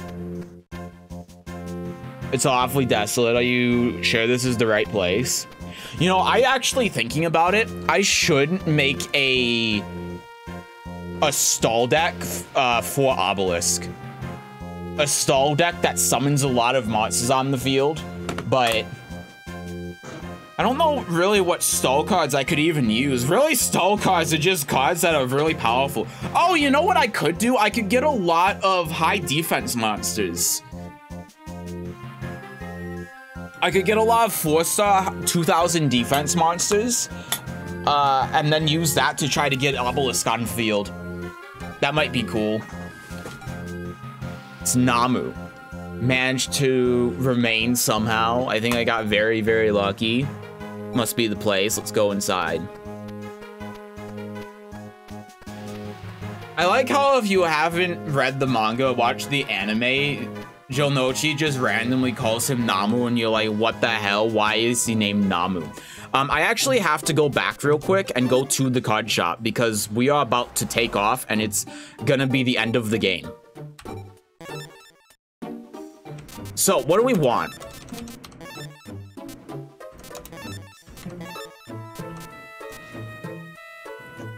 Well, again, something that we do want is we want to get some... If we want to go this route, we want to have high defense monsters. Oh, I think we have enough for Change of Heart as well. Spell that can take over a monster on the opponent's field. The affected monster is put under control. Honestly, for 225, for 255, I don't think that's that good. I don't think it's worth it. And then we have Alpha. Gamma is somewhere. We could do an Alpha, Beta, Gamma deck, but at the cost of it, I think is way too high. So let's sort by defense. We want 2,000 defense. We want stuff that's... It's unfortunate that you can't filter, but we want cards at 2,000 defense, or maybe like 1,500 or higher mainly. Costs around 100 or less and don't require tribute. But it seems like most of them are in the 200s.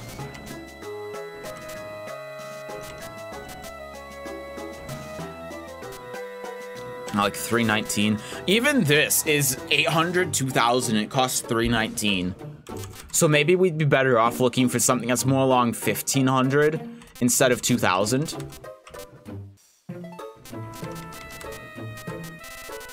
Let's start low and see what the average cost of something that's around here is. 161, but these have high attack.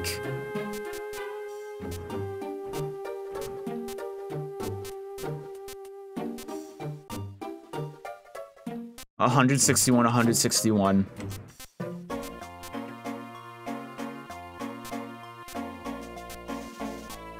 Yeah, it might not be a feasible option then, because if we... It seems like it's better to get monsters that have high... It's cheaper for monsters with higher attack than higher defense. High defense is just expensive. Like, look at this. 400 attack, 1,400 defense costs 161. And is a normal.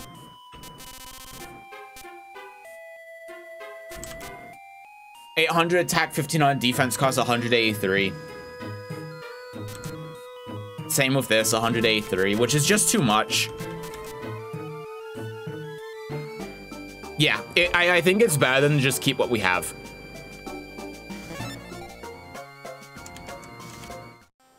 I think we'll be fine.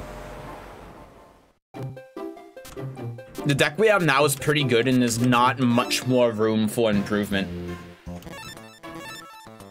Because we're at capacity with our deck. Took you so long, I was thinking you'd been knocked out. I'm not about to lose easily. So Obelisk is just going to be a win more card. That is how he's going to work.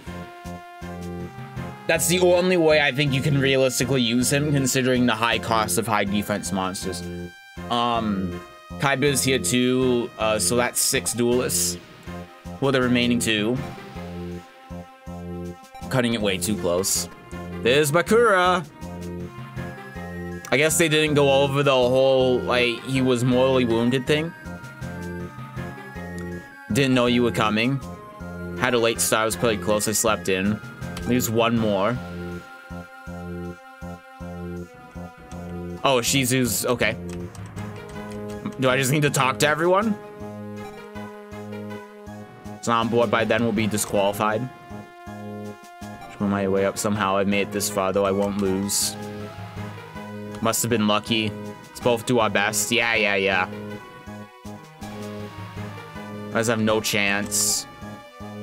Going to win at all. Your card's in the title of Duel King.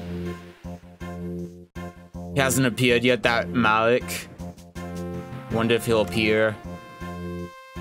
Last duelist, will he make it on time? I'm just gonna fucking... It's generic bullshit.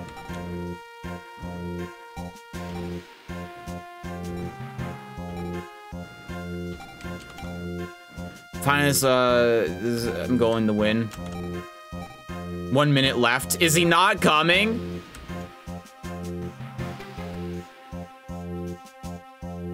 Oh, it's Rashid. Wait, where's Ishizu? What? Wait a second. Wait, I'm Ishizu now? Oh yeah, that's right, because someone has to not be here for me to be here. But then we can't have one of the greatest scenes in the entirety of Yu-Gi-Oh! Because Kaiba isn't going to fight Ishizu. This is bullshit. Oh right, sorry, it's Malik, right? Yeah. Dude, people who didn't watch the anime or manga and are playing this game would be so confused. Because they never went over the whole Namu thing. Welcome and congratulations. This airship is the final stage. Hurry on board, let the finals begin.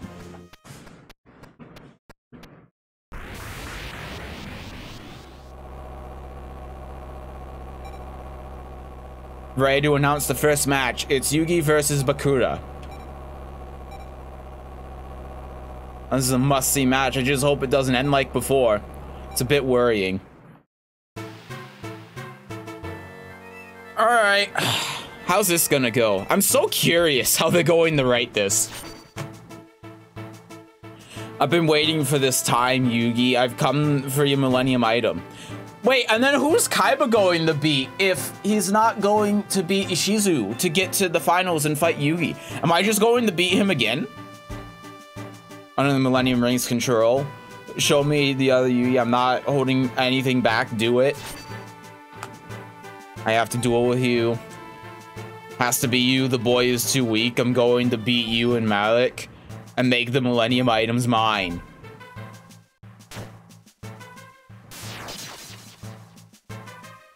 I lost again. I like how they didn't even go over the whole thing with Bakura trying to get Yugi to, or stopping Yugi from killing him, or killing, the non-evil Bakura. It's like for this Sky Dragon. It's Osiris no Tenkuryu. Please. It's Osiris, not fucking 4Kids producer. God, that pisses me off. God card that can only be used by the chosen.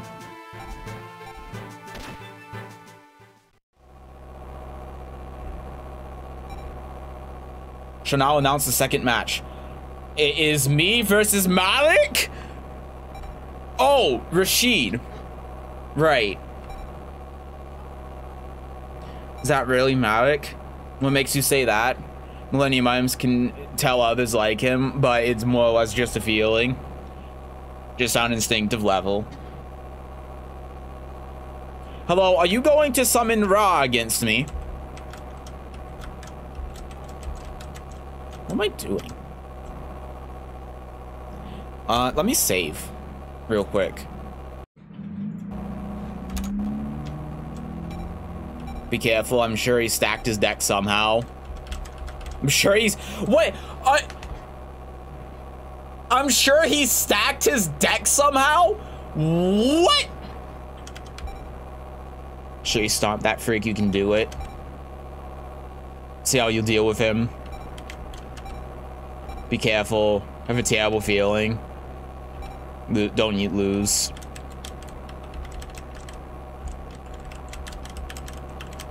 What am I doing? Oh, I gotta talk to you? Be defeated by me, crawl your way up to me. We don't lose. Yeah. Oh yeah, am I prepared? Yes, I am prepared. You shall be judged by the will of the gods. I'm sure of it, that isn't Malik. Why do you say that? When I spoke with his alter ego, he felt different. There was an overwhelming sense of evil from him, but I don't get that feeling from this duelist. That you shall fall to my god. Sure. I'll fall to your god. I'm not going to let you summon Suket, especially when I have the Toad Master. Oh, Jesus Christ. What the fuck? The thing that hides in the mud. A goopy mess of a creature that lurks in the dirt and mud unnoticed. If the ground appears to melt, this monster will emerge. Oh, that's bad. I guess I can Messenger of Peace.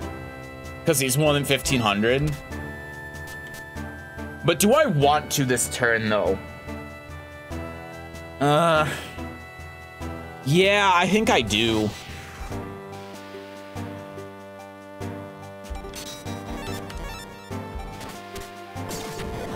God, that's 1950. Oof.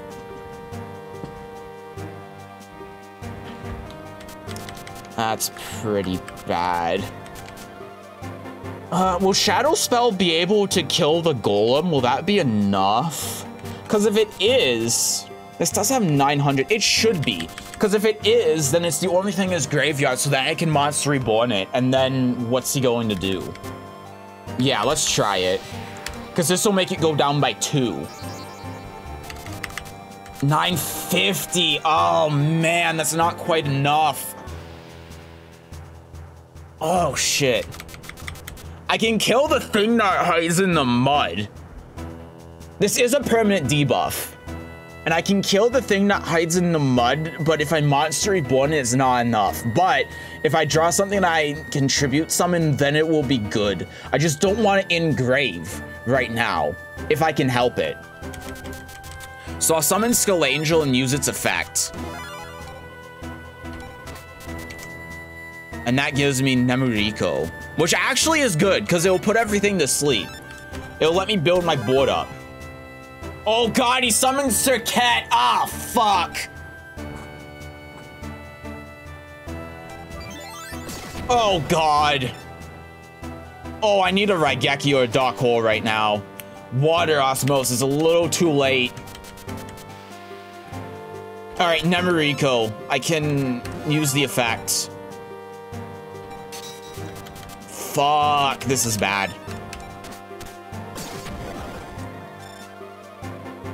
Raigeki or Dark Hole. Oh my God, I'm going to lose just like Jonochi. Oh my God. It's my only hope. I just need to summon monsters to defend myself.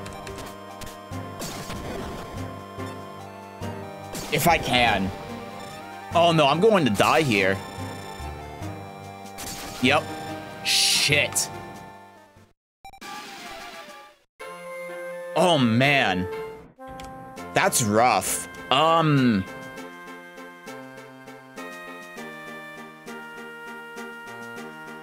Wow. That is quite the jump in power.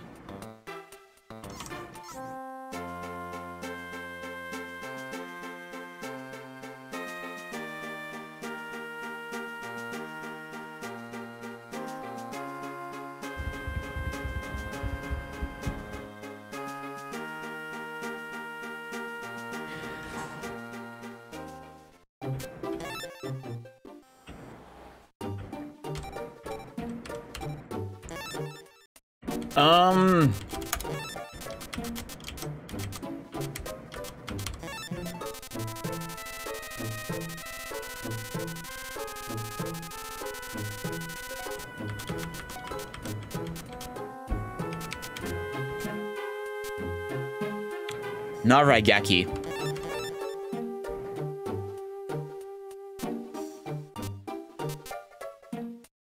Spellbinding Circle.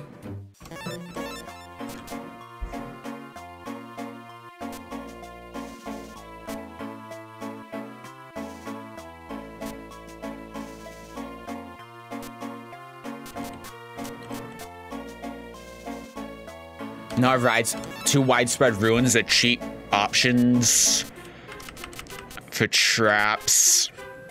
What's the reverse trap do in this game? A trap card that reverses the effect of any power-up card. If a power-up card is used, it cuts the power instead.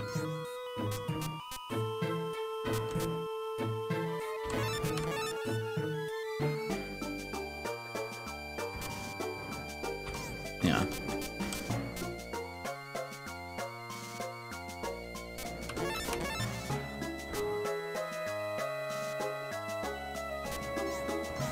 Oh. Toon World was? Oh no, this is Bright Castle. Contains a castle that loses a vivid light. Dazzling light powers up a light monster.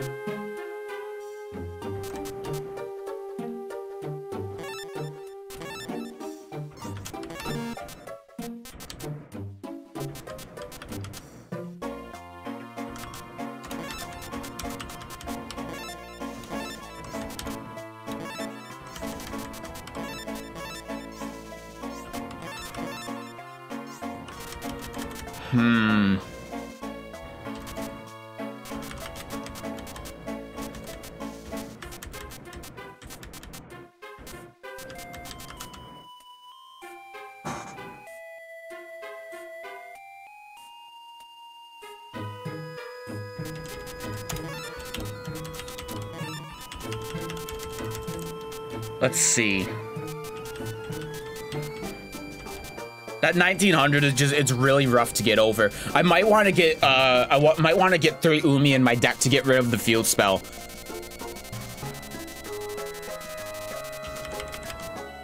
There's no Umi for sale. Oh, fuck. Any aqua monsters that might be good to buy, maybe?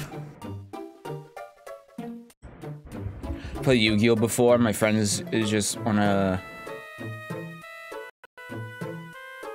telling someone who did something bad. Should I let my friends go?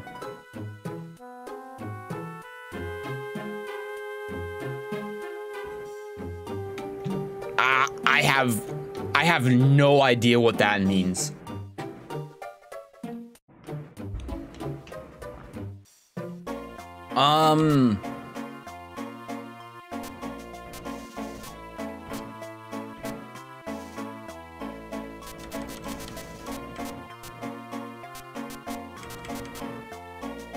Seven-colored fish.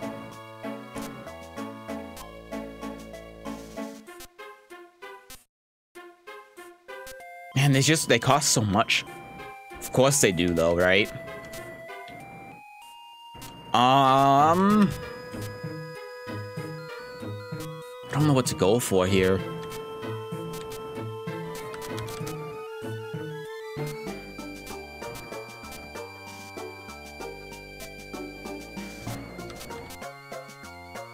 Oh, this is tough.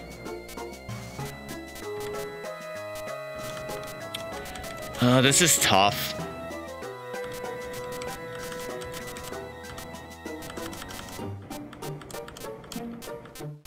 Really, I think the biggest thing is that I need Umi. Should my friends let problems go and move on because they just want to tell on someone who bent my glasses? I've got to be honest with you. I do not know what you mean by the bent glasses thing.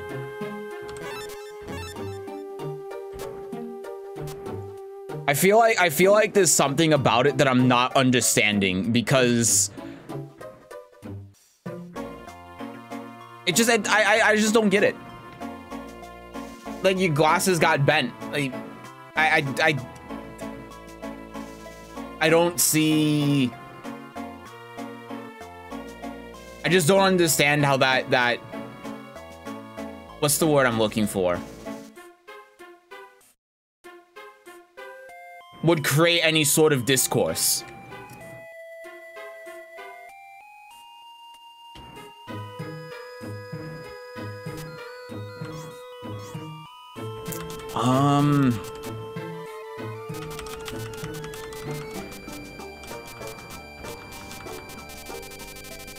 Here, let me look at something else as well.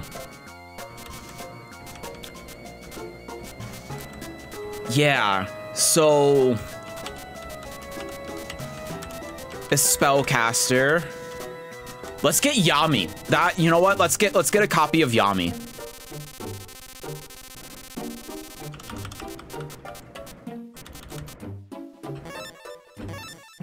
Let's get 2 copies of Yami and put them in the deck.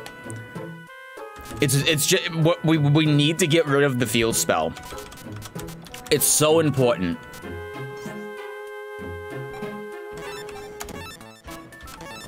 So what can we get rid of?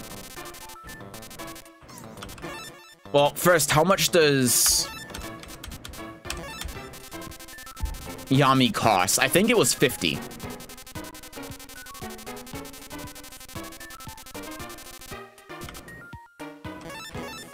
It's 40.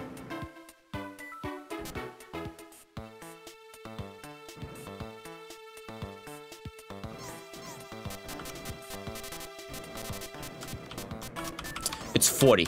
Okay, so we only have 9 remaining as well. So we can do something that is... We gotta get rid of something that's 36 or higher. So let's sort by cost. We gotta get rid of 2 things that are 36 or higher to make room for these Yamis. So... Oops. That's 33...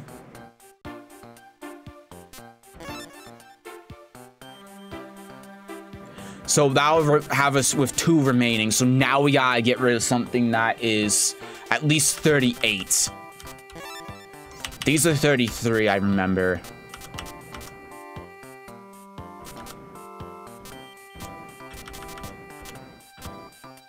It's not leaving me very many options. I think the best one to get rid of would be the Vishwar. Because 900 attack doesn't really cut it anymore. If it has 900 attack, then it has to have some sort of effect to make it worth it. We could also get rid of the Warrior of Tradition, but the Warrior of Tradition is pretty good. It's pretty strong. Let's get rid of the Vishwar. Might put it back in at some point, but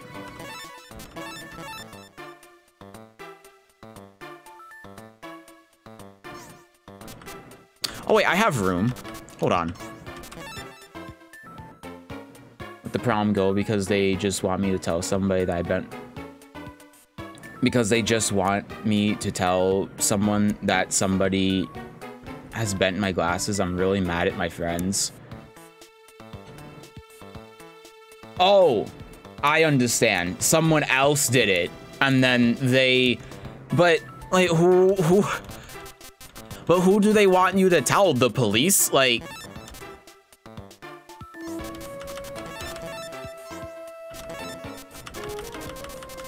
The whole thing doesn't make sense to me. It sounds pretty dumb to me. Yeah.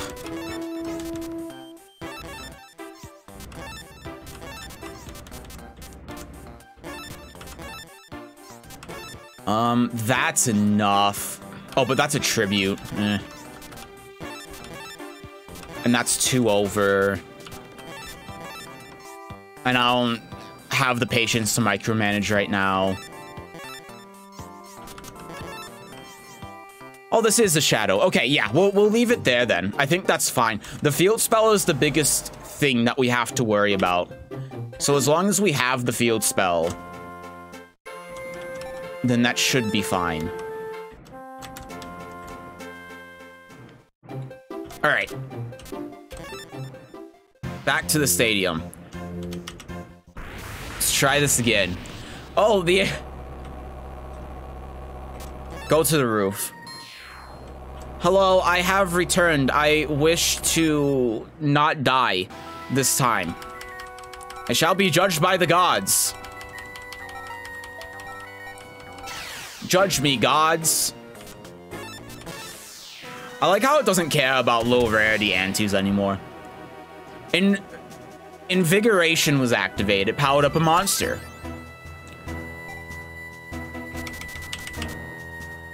Well, ain't that a bitch? Thankfully, though, I have full combo. So, first we'll Feather Duster. Then we'll... Do we beckon the darkness or dark hole? We're gonna beckon the darkness, I think, because I'm gonna keep this on my field. So beckon the darkness. Actually, that means I should have dark hold. Whatever.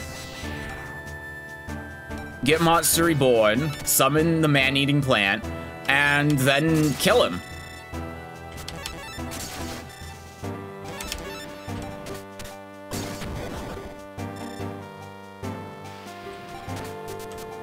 Beautiful Headhuntress, my favorite card. How much attack does Destroy Golem normally have? Isn't it like 1200? Maybe 1400? I thought it was 12. Oh my god, Hourglass? Oh, you're done. Oh, you're done. Oh, you're done. Man, what I really need in this game is double summon. You've been judged, your destiny has been decided, and you are to forever rule over the squirrel. The squirrel? Hi, Gabe. What do you mean, the squirrel? Capacity increased by 30. I got 50,000 things. I got Saket. Saket being 1 tribute is insane.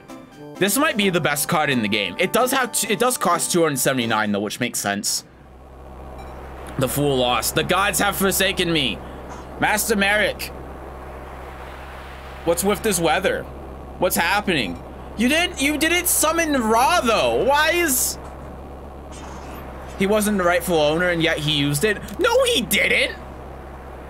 He summoned 1 card. I killed it. I destroyed it. I used Monster Reborn and then he died.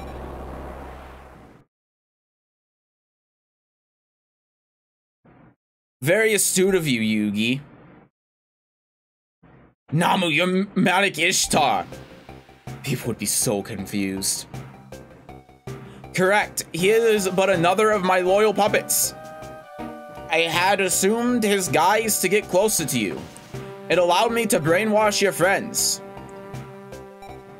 Say what you will. The long years I had raged and cursed the world. The pain carved into my body, my very being. Could you even begin to understand? Finally, I shall obtain all the god cards. I will get my revenge on you and on the world. Wow, they're actually not going with the dub bullshit. I want power. Master Merrick Ishtar, forgive me for fail. Dead. He's dead. Look at Merrick's expression. He became Zork. Fusion. Behold a display of total destruction and terror. I will destroy everything with the god cards. Okay, bye. How do you like that? He just lost an ally. What's Malik planning? I like how they didn't even explain how or why he transformed like that either. We shall now announce the 3rd match. Malik versus Joe. Oh no, not this again. Oh, not this. I cried so much at this. Malik, you'll get yours. I'm not going to lose to that freak. He gets trapped by his own evil will. Be careful of the shadow in his soul. Congratulate you on breaking my control, but I'm not the same as I was before. There will be no weakness for you to exploit. I will deliver you once to the shadow. Oh my god, they are. See, this is what I mean. They use a lot of the manga stuff, like of Anzu swallowing cyanide instead of her being crushed. That was something in the manga, and referring to the god gods as the god gods instead of the Egyptian god gods.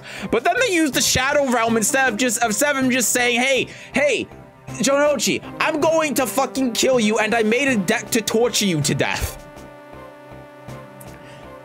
It's really weird. It's so... You think you can scare me with those threats? I'll expose you as a total fraud.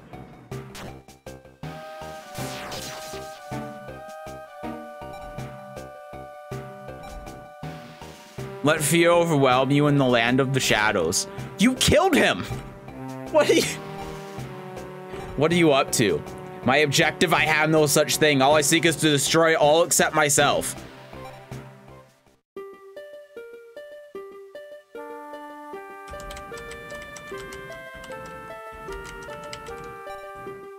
Lost to Merrick in the shower door. Joey was taken to the shower. God, I just... Oh. Just let me...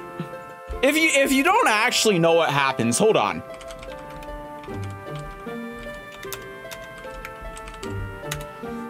Here's what actually happens. Just so, like, we're clear. I'm not gonna show the entire thing because copyright and there's no point. But just because I want to get this off my chest. Here's what actually happens in the show. He has Ra. I need to turn up the volume. He has Ra, and then he attacks Jonochi.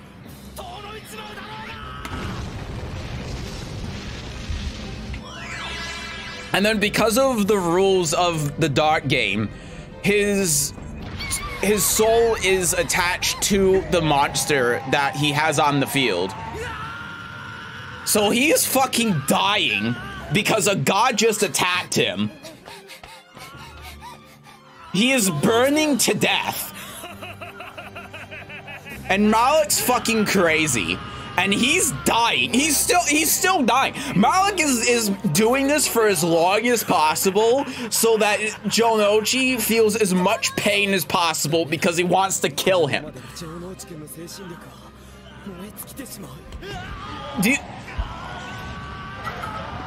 It's still going.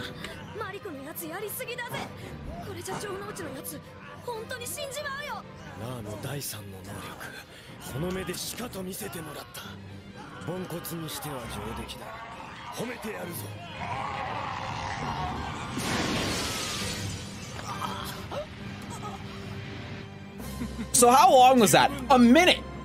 It was a minute.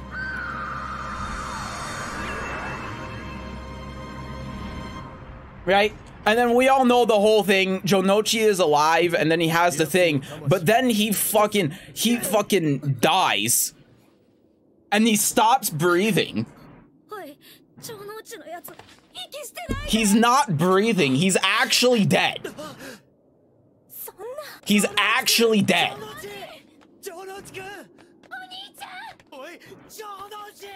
He's actually dead. And then he goes to the infirmary. Then you got this game over here that's like, nah, dude, shadows. Listen to this music, shadows.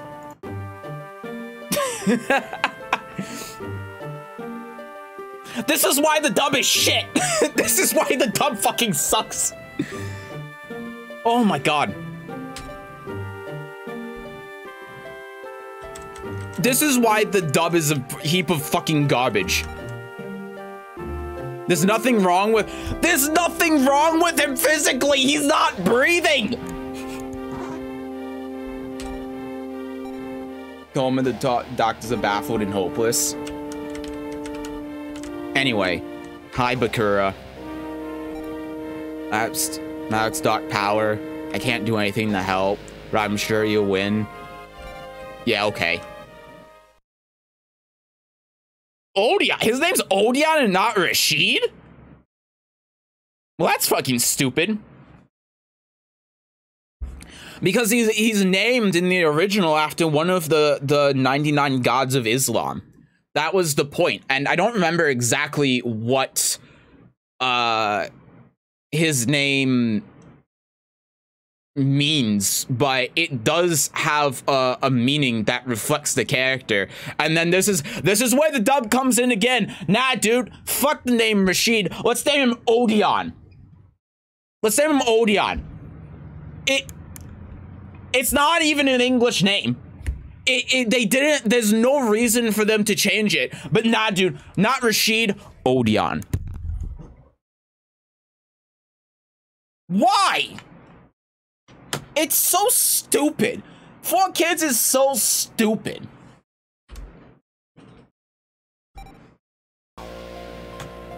Who's there? Hi, it's me.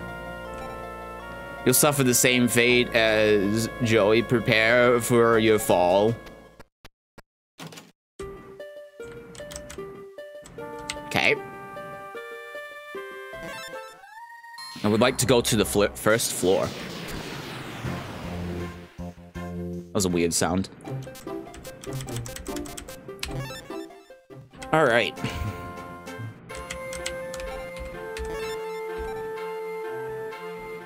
We have saved the game.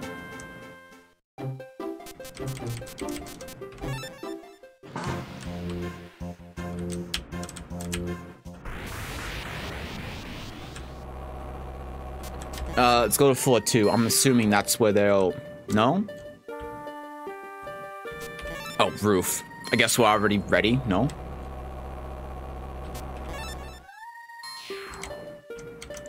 Where are we going now?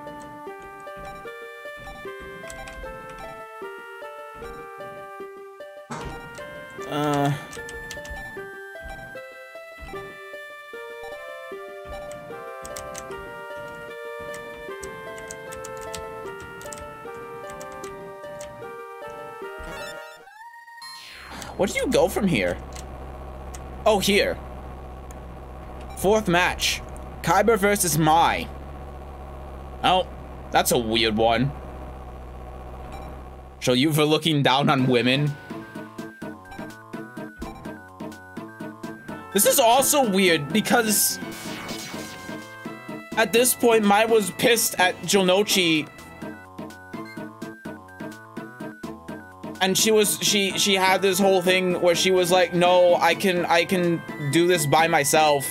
And it, oh man. It's a funny game, Seth. Stop scrutinizing the shit story. It's a funny game. Defeat Yugioh and become dual gang likes if you want more of my time.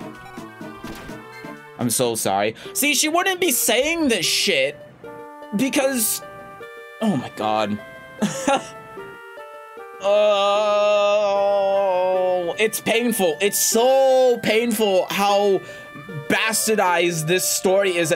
Like, before this, it was fine, but at this point, it's so fucked up that it physically hurts me. Because it really does, is just like, hey, these duels that the other characters are doing, they don't matter. There's no significance. It's just like, ah, they're fighting, whatever. Oh, man. It's just like the dub. This game is why the dub is shit.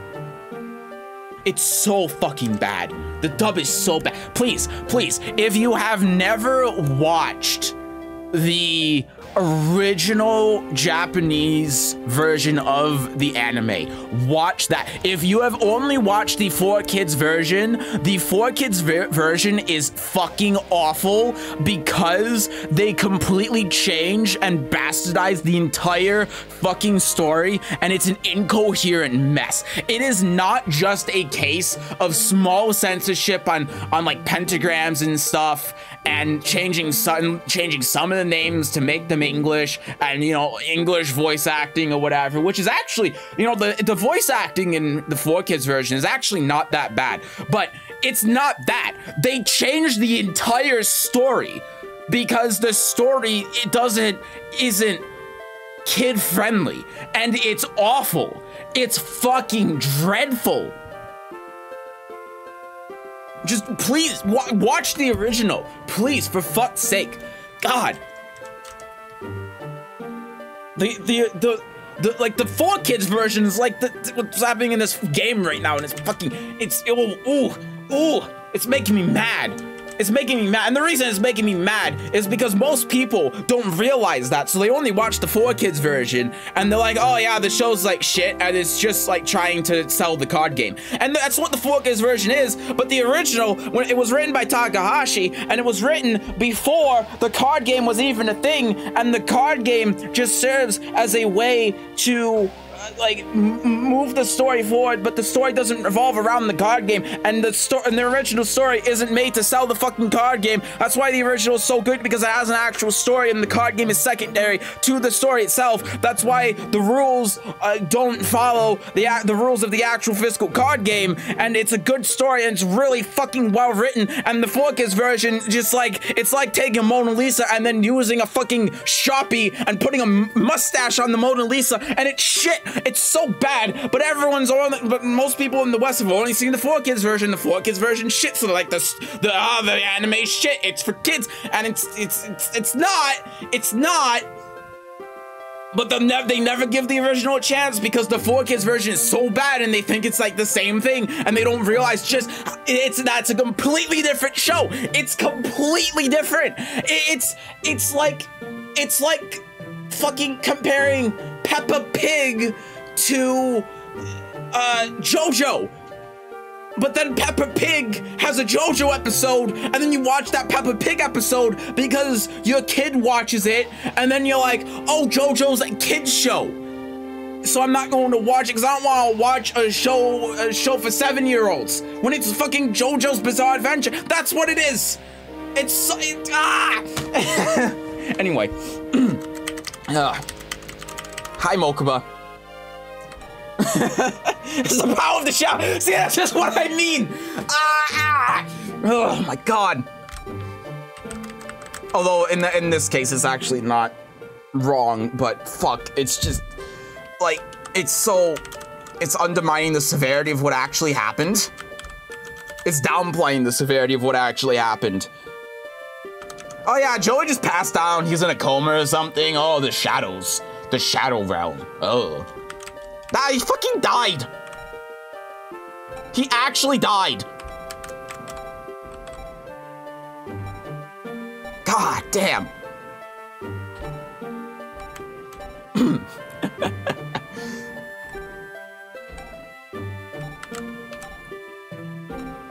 That's horrible. He hates everything.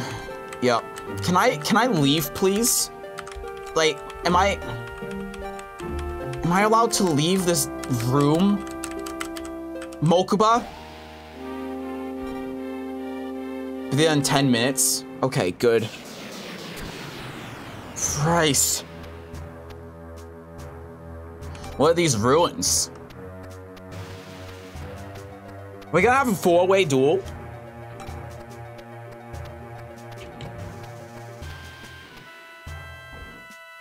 Step down. Welcome to Kaiva Corp Island. This island was built by my stepfather many years ago. It was once used by See, and this is what I mean. They're just sitting in with the Shadow Realm and like downplaying what happened to Joey. But then they go here and then they talk about Kaiva Corporation being a weapons manufacturer, which is never talked about in the dub because it's a kid show, so you can't have an old big corporation that started the fucking Yugoslavian wars in the 90s,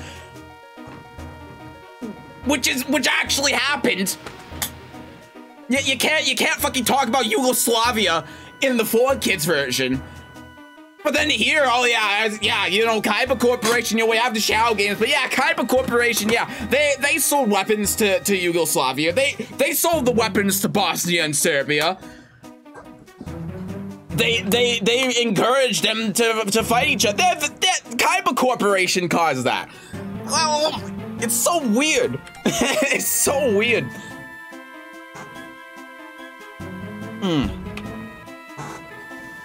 Pendant Island atop the Dual Tower, I'll win the title of the Dual King, and when I do, I'll surpass my stepfather.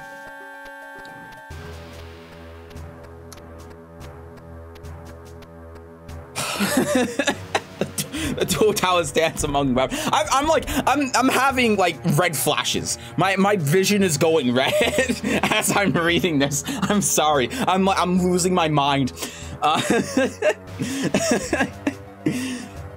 It would be funny if it wasn't so upsetting because people just think the 4Kids version is the only version. Dual Tower stands among Rebel.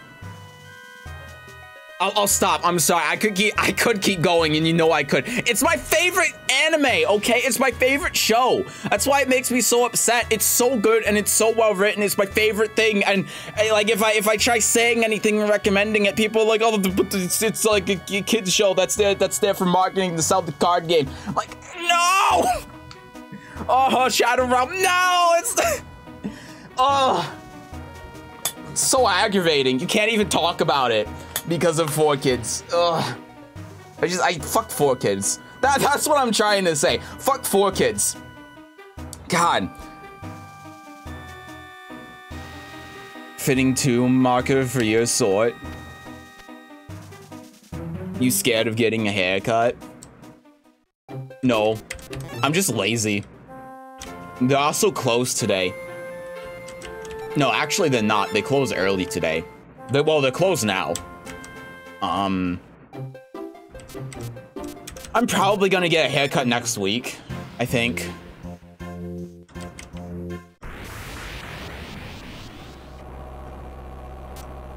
I'm not sure.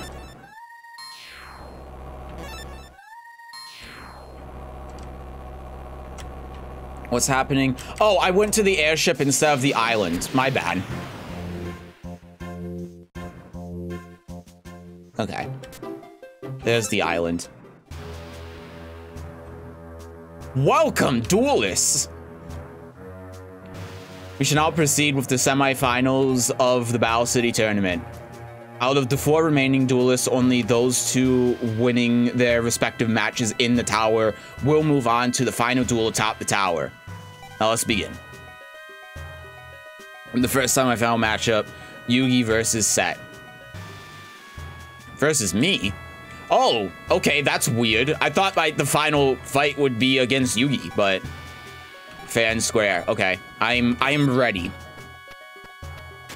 I understand why it's not a 4-way though. I don't think the game could handle it, but it would have been so cool if it was. One of us has to go on and bring down Malik. For the sake of the souls taken by Malik, for the sake of our friends, give it your all. Okay, it's my turn. This is, quite the hand. I activate the Pot of Greed card. Up to 2 cards from, maybe drawn from the deck if there's space in the hand. Did you know? Widespread Ruin is going to work here. But I really need to draw something better. Spellbinding Circle. All monsters are weakened. That's fine. He bricked! Oh, shit! He bricked! Yugi bricked? That's a plot hole. Yugi literally cannot brick. It is... He's not allowed to. Alpha, okay. Nothing we contribute. Griggle. We'll summon a Griggle. That's fine. As long as we can summon something we contribute next turn. Well, actually, no. We have a bunch of stall. We have 3 cards in our hand that can destroy what he summons. It's just we need something to keep our board presence up. Oh my god, he actually bricks. He bricks so hard. Oh, this would be a speedrunner's dream. Unfortunately, I bricked pretty hard, too.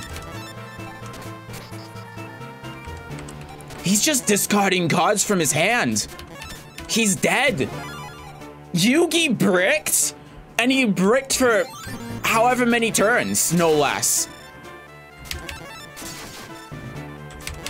Literally could never happen. Oh my god. I got Dark Magician. Cool. I already have one. I have 2, actually. You're strong enough to beat Malik? You can't say I'm strong enough when you bricked.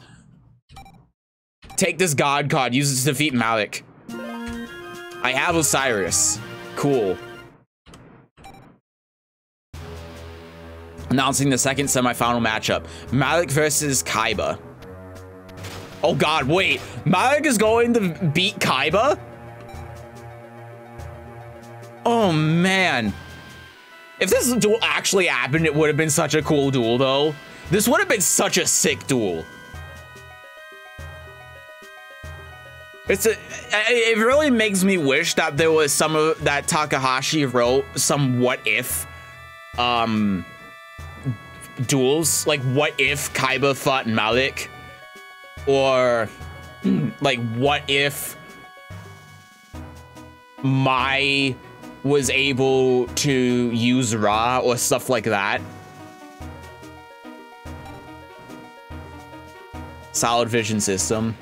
But I also respect the fact that he didn't, because he only did that kind of stuff if he wanted to, instead of it just being like, oh yeah, I can get a bunch of money if I'm just like, hey, let's make all of these what if scenarios and then they can be animated, because you know that would have made a fuck ton of money because I mean, there was the 20th anniversary movie that did just that, except that was actually cool, and it didn't feel forced because it fit into the 5D's story. But he absolutely could have been like, hey, yeah, let's have Kaiba fight Malik, and then what happens if that happens, and then turn it into a part of the anime or make it like its own special or something. But he didn't do stuff like that because he didn't care about the money. It's really respectable. Stage to be the Duelist Coliseum. This is cool. Cute. Amusement for children. Oh, okay, that's something that he would say. Your god card might be special, but it will fall to my blue eyes. Oh yeah! In this game, Malik never summoned Ra, huh? So Kaiba wasn't able to figure out its ability, so he doesn't know how to counter it. Oh shit. So you do it, but the god card will maroon you in the Shadow Realm. Well, your empty bravado will be meaningless. I'll take you out, count on it, and I'll become the Duel King. I'm just gonna assume Shadow Realm in Japanese. In Japanese, the Shadow Realm was just, I'll kill you. Also, that might not even happen, because Blue Eyes is as strong as at least Obelisk, if not stronger. But then again, Ra's the most powerful one, so much for your big talk. You two shall suffer.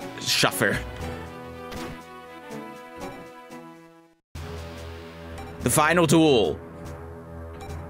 Me versus Malik. Let's talk to everyone, because this is the last one.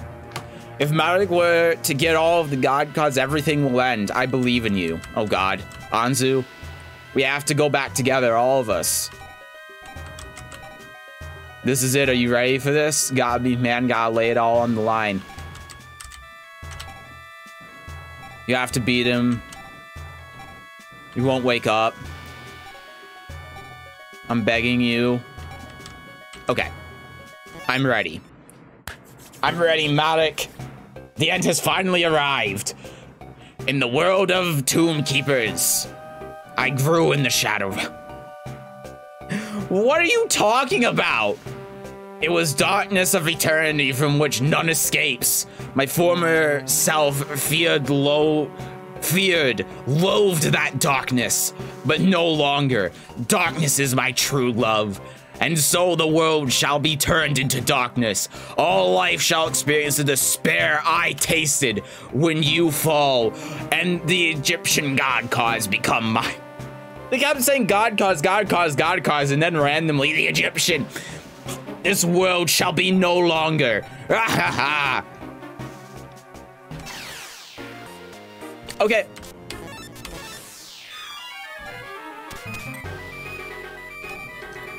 Is this face up or does this include face down? I'm not sure. But we'll attack it. Okay. I'm going to get rid of it. I'm not gonna let him tribute.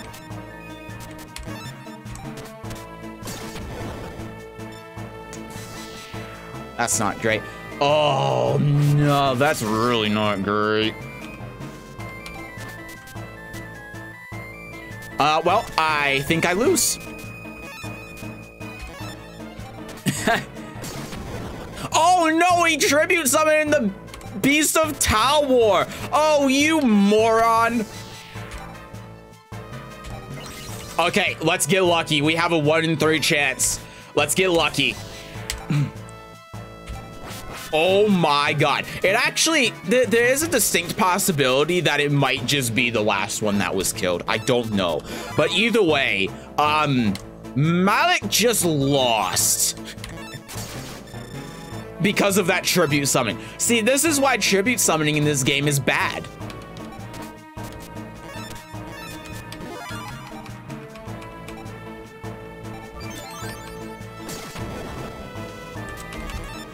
Actually dead. Ryuk Shin powered? Yeah, right. More like dead. Anyway, nice god.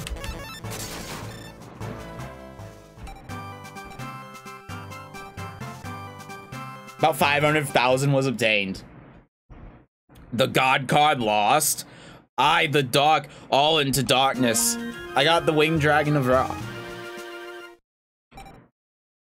Ra! The evil Malik disappeared. I did it. It's over. I did it. Jonochi! Really awake? What's wrong with you crying like that? All freaked out and worried about you. You lost that duel and you wouldn't wake up. That's what it was. I lost to Malik. So who won it all? Me! He won the final duel. Way to go. Was back to normal to shout like that. I'm back as great as ever. Reaching nominal soon, get ready for disembarking. How do you like that big attitude?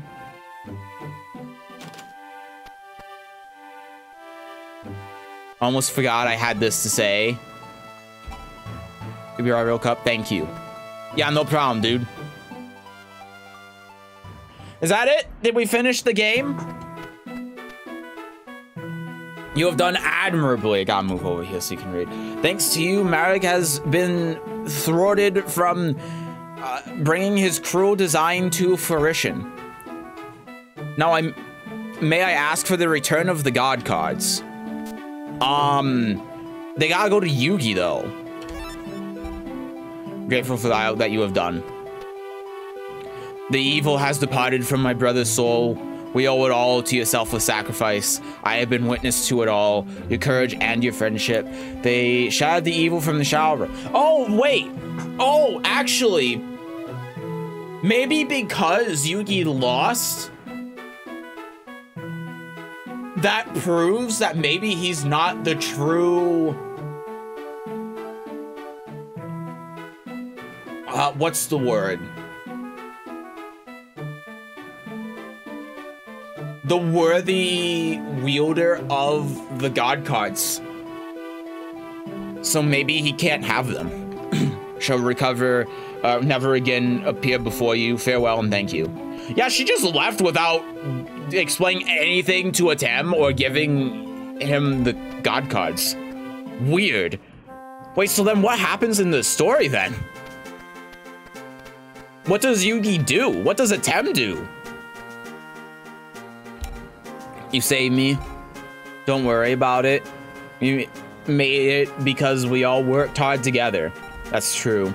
In spite of everything, it was great. I had fun competing with everyone. Me too. Even then, the worst villains don't stand a chance. Not when we get involved. It's going too far. Don't let it concern you, my friend. Anyway, the tournament's over now, so it's back to boring old school again. We can get together and play anytime. We should duel then like we always do. right? Sure enough, we can always play. It's not all ending today. See you. See you. It's also weird too, because Atem at this point was very focused on remembering his past, and he definitely would have been asking Ishizu and Malik questions. And also, their job as Tomb Keepers is to inform the Pharaoh, so it would, like, it would be really weird, but then again, it's impossible for Atem to lose anyway, so the fact he lost to me also makes everything not work. But yeah, that was that. Yeah, so besides the story at the end there being a fucking mess, and besides the game doing a terrible job at actually telling you where to go, this game was great. This game was surprisingly really very cool. It's such an interesting and unique rendition of Yu-Gi-Oh! I really love that they make monsters that would normally never be used because they were made in like 1999 or something, actually usable. I love the progression. The progression isn't like the best. The progression isn't the best, but the idea of it was really cool and I really liked it. It's just the execution was bad, mainly because the Witch's Apprentice was like the best card in the game for a long time. But it felt like an RPG kind of thing, and that was really cool. I love that I kept having to that's great, the end. I love that I kept having to change my deck around based on like what my opponents were playing, and I had to strategize different matchups and stuff, so it wasn't just using like one deck. Oh, this is the most powerful deck that I have, so I'm going to use this deck. Like, yeah, I did mainly stick with the water and shadow kind of deck, but it was important to do synergies, and which is cool, so you have a theme around your deck, but at the same time, that's not always going to work, and you can't necessarily just win with raw power because your opponent might have stronger cards than you, so you have to also focus on typing, and your spells and traps are also important, even if they're fairly weak. They can be extremely strong. It's just the whole typing thing was a little bit overpowered, so I didn't want to go all into it, because even at the end, the opponents were mainly using one, not type, but summon of monster.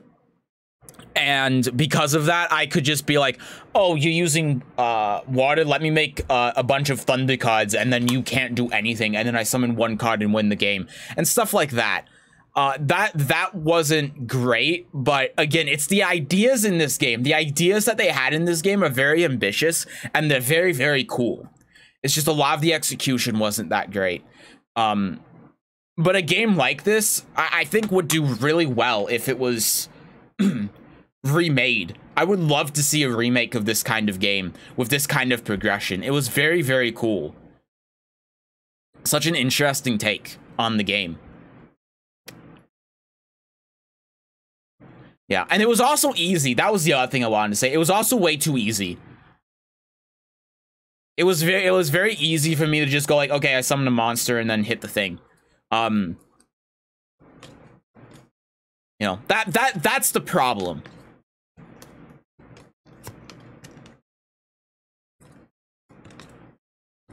If it was a little bit harder, or there was difficulty options or something, or there was a better progression with the power curve, then that would be better, because the opponents just wouldn't use spell and traps.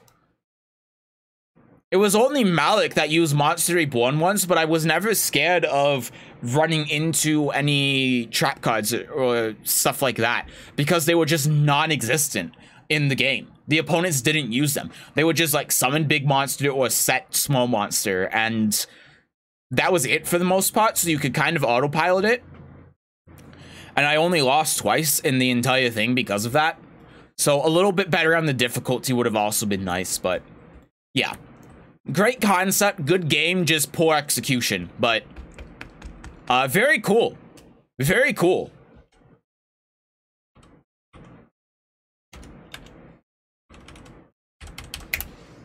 I don't think I can proceed.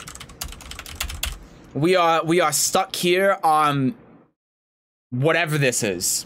So, yeah. That was fun.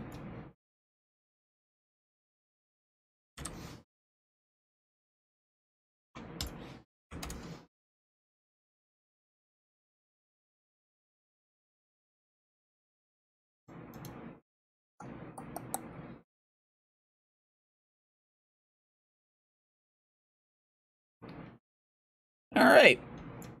Well, I think that's gonna do it for me today then. We've got through the game. Actually, let me see real quick. I want to see if the next game is like this one. Because if the next game is like this one, but it's more well done, I'll play it.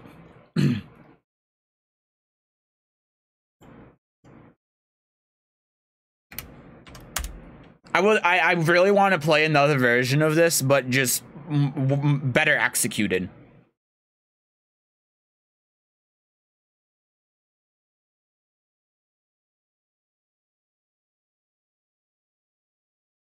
Chef of Destruction.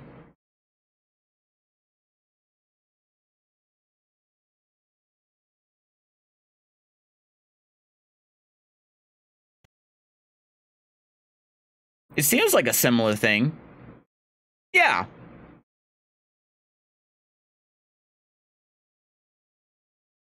Yeah, it's a similar thing. Yeah, I'll have to find it, but I'm not gonna do it like tomorrow or even this week, but I'll definitely play through the Chef of Destruction. What a cool game. Man, see, it's stuff like this where I wish I knew how to code, because if I knew how to code, I would definitely make a version of I would make this. I would make another version of this game, but better on the balancing and stuff. Well, at least try to. Because it's such a cool concept.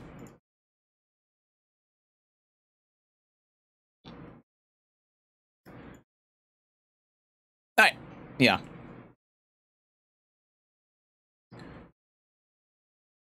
So anyway, that was my little 2 streams I wanted to do in honor of Takahashi. Yeah, man, Takahashi was like, I'll close with this. I'll close with some things about Yugioh and Takahashi for me. I don't have as much of a, what's the word you can say? Yugioh hasn't done as much for me as a lot of people. There are a lot of other people that, you know, Yu-Gi-Oh's given them jobs. It's something that they play every day. It's how they've made friends, and other stuff. Other very serious and very important stuff. And it's not necessarily like that for me. But for me, Yu-Gi-Oh, I've been playing it, and it's been around since I was a kid. I learned to read playing Yu-Gi-Oh. I learned to read playing Yu-Gi-Oh. That's how long I've been playing. That's how early I started playing it. It taught me English. And, you know, looking at the older Yu-Gi-Oh cards, it probably wasn't a great way to teach me English, because the way those cards are written, the older cards are written, are just something else. But, it's something that I've always been a part of in some way. It's something that's always been a part of my life, just like fighting games. It's something I've been doing since I was a toddler. And even though Yu-Gi-Oh, for a long time, I didn't play it anymore or bother with it anymore, which was, I think, from 2011 to 2018 or 19 or something.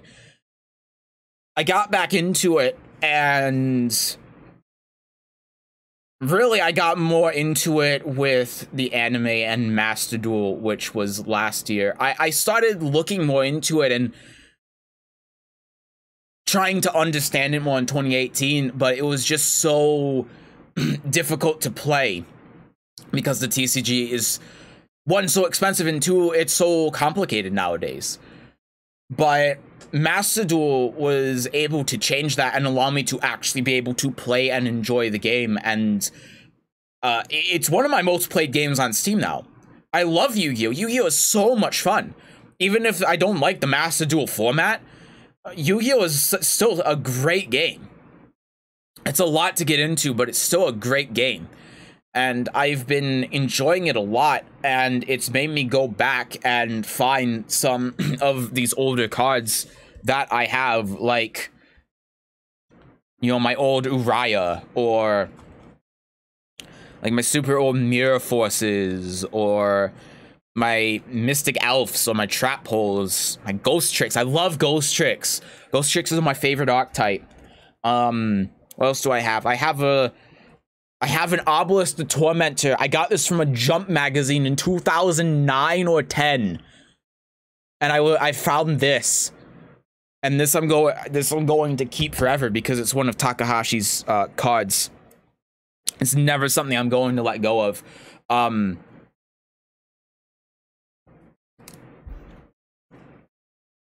This made me go back and find this, and I do want now to make an actual deck that isn't Snatch, Steal, and Burden of the Mighty, and try playing again. It's just so expensive right now. It's hard to, but it's something that I do want to do now. And when it comes to the actual anime, I mean, I said this when I was playing, but I watched because I was like how I was describing before, where I thought the anime, because I had watched the 4Kids, I never watched the entire thing, and I only watched DM when I was a kid, but I only knew about the 4Kids version, so I was ignorant and thought that the Yu-Gi-Oh! Anime was just there to sell cards. I thought it was made by Konami to sell cards, and I thought because of that, it's like, okay, well, it's going to be shit then. And then it was in maybe 2017 or something like that, I actually saw on YouTube, I saw on YouTube an episode of 5Ds, and it was in the middle of 5Ds, and it was in the first arc. And if you've watched 5Ds, the first arc of 5Ds is really, really dark, because it takes place in Satellite, and Satellite is this place where a bunch of people in poverty, criminals, are sent there, and they're forced into slave labor, and they're not allowed to leave Satellite, and they end up in prisons, and in the prisons they're treated inhumanely, and the guards beat people to death. And the episode I had stumbled upon was one of the episodes where Yusei was in the prison and fighting one of the prison guards, and while he was fighting the prison guard, he was in these shackles, and every time the prison guard would hit him, it would electrocute him, and it was coming close to killing him. And I saw that, I was like, this is not what I thought it was at all.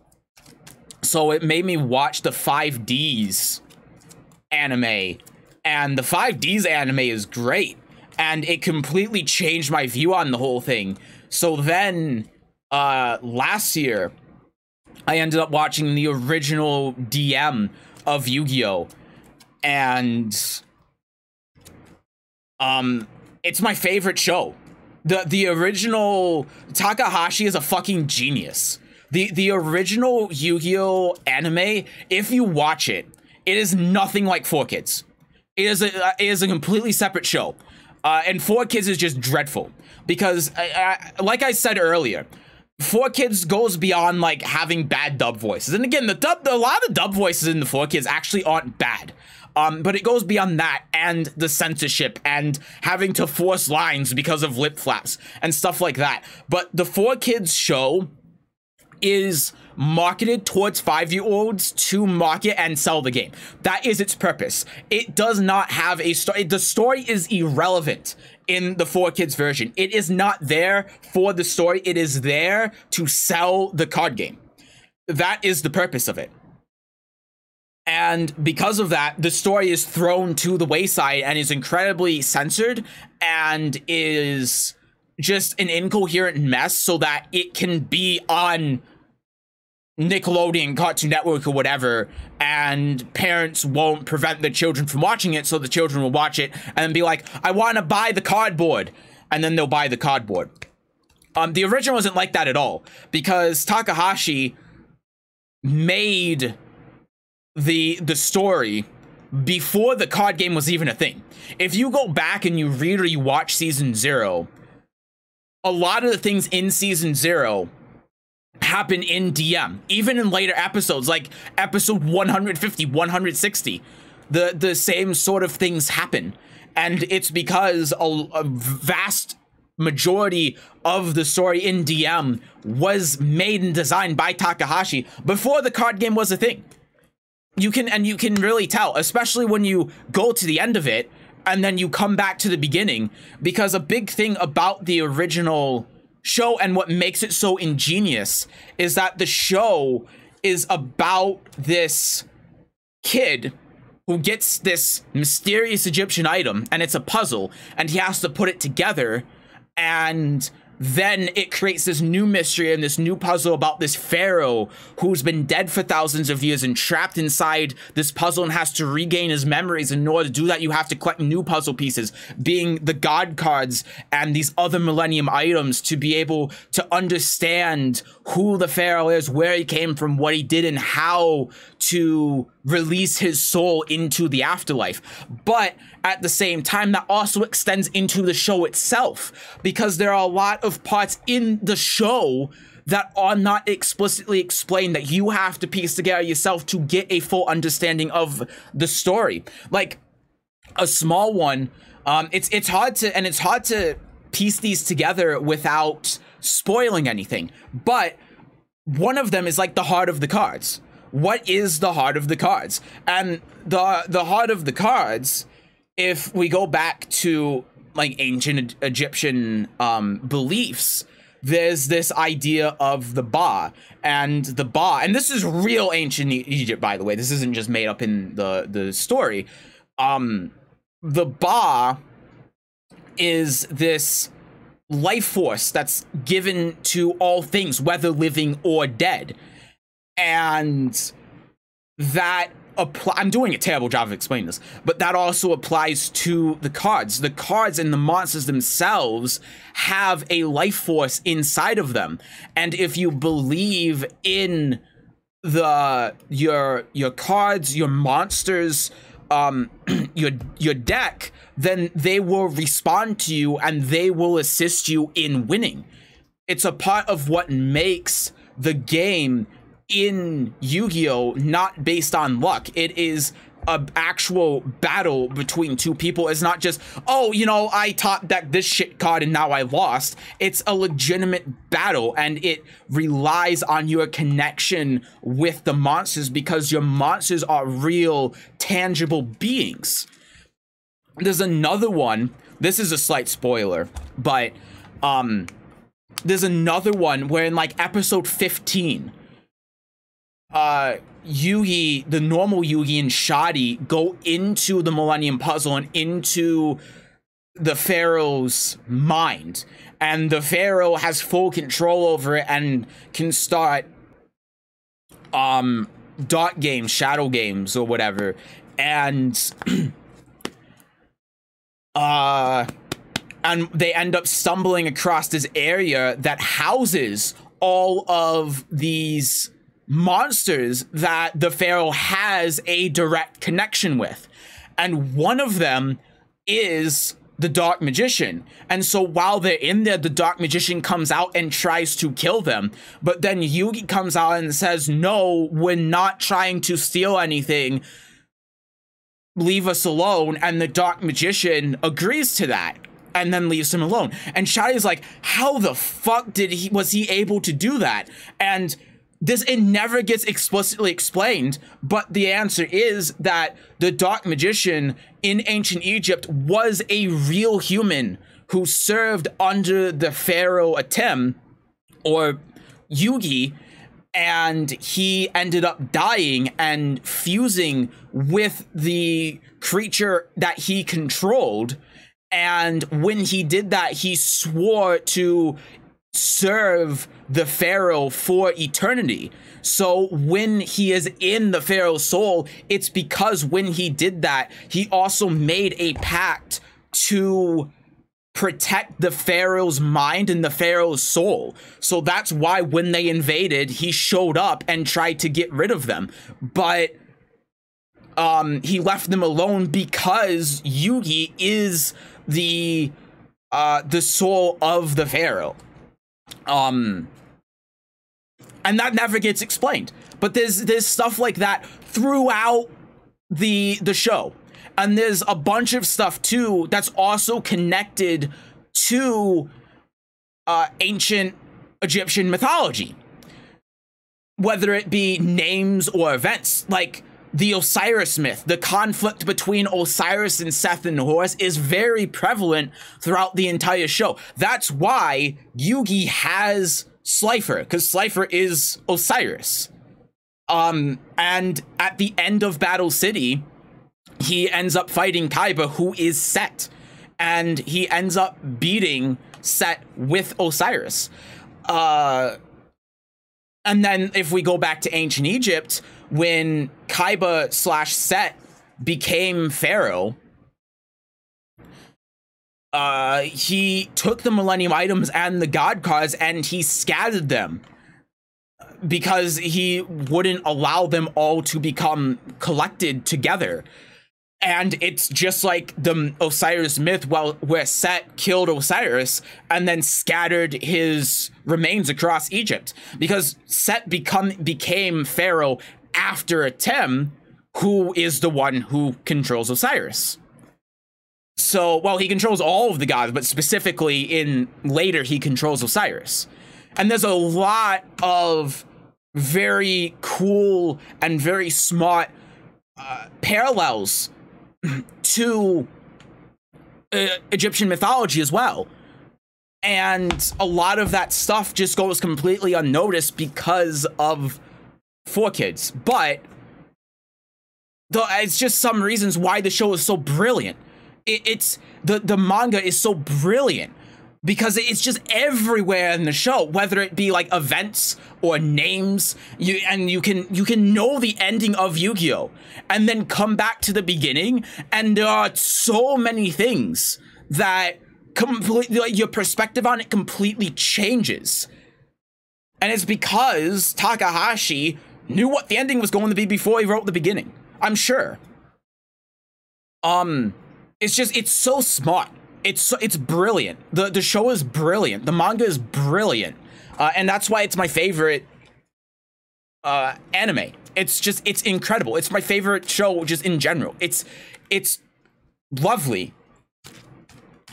And I implore everyone to watch it because there's so much depth to it. There's more depth than anything I've ever watched before. There's so much to learn. I'm still learning things. Like there are times where I'll think of something or I'll learn something about like Egyptian mythology, and I'll be like, oh my god, that's in Yu-Gi-Oh! And then I'll go back and I'll look into it and I'll be like, yeah, that's the connection there.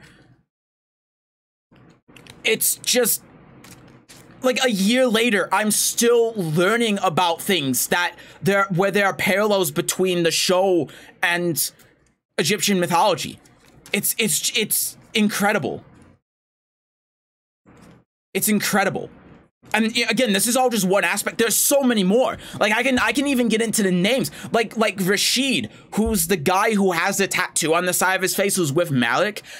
His name is Rashid because he's named after one of the 99 gods of Islam, and that god in Islam means something like sacrifice or respect or something like that. And it's because in the show, Rashid is an orphan who's taken in by the Ishtar family, but he's never allowed to be one of their sons, so he's not allowed to be a tomb keeper. But he loves and respects Malik so much because he considers him family. And when Malik is starting to turn evil, he carves this scar into his face to show him how much he loves him, how much he cares for him, and how he doesn't want him to go down this dark path. And that's the parallel between him and the Islamic god that he's named after. And there's so many little things like that that's just throughout everything. And I want to go on, and I could talk about it so much, but I'll stop. I can give you before because I'll actually stop talking about it, but I have made a list of things that I've written down that I can just show real quick.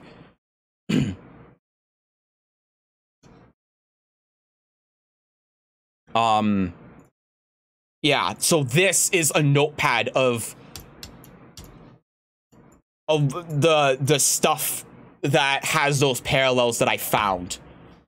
But yeah, never could get into Yu-Gi-Oh, but I've always been a fan of all the character and monster designs, but it's pretty amazing. It's a very deep story development behind the scenes. Hearing all this makes me respect the show and series a whole lot more. Yeah, it's so like that's what I'm saying. It's so underrated because a lot of people don't realize how deep the story is and how much there is to it. I mean, look at all of this stuff. It's not, none of this is spoilers, by the way. But, I wrote this so it's not spoilers because I got a friend to start watching it, and I'm gonna give this to him. But, look at all of this. And I'm sure there's so much more that I don't understand, but it's just such a shame that a lot of people think that it was only made to sell the cardboard to children. Because in the West it was. And it's so sad that no one will give it a chance because of that. I shouldn't say no one, but a lot of people won't.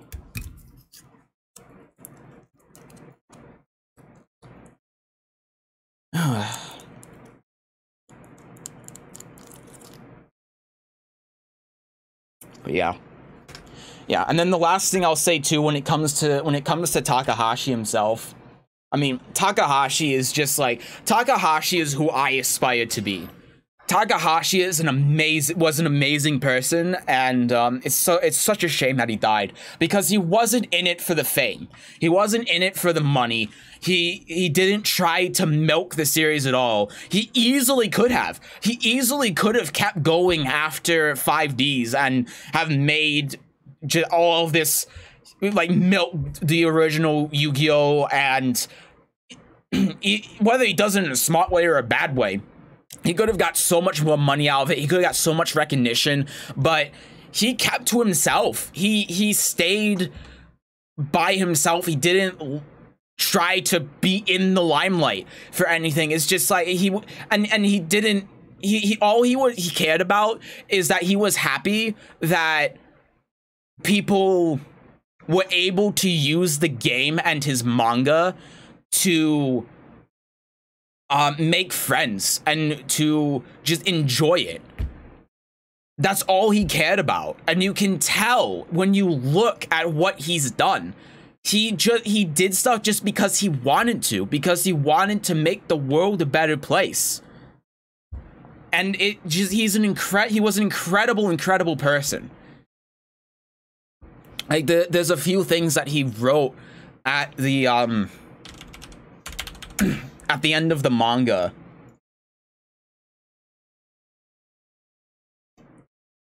Like here's Here's an afterword he wrote at the end of the manga.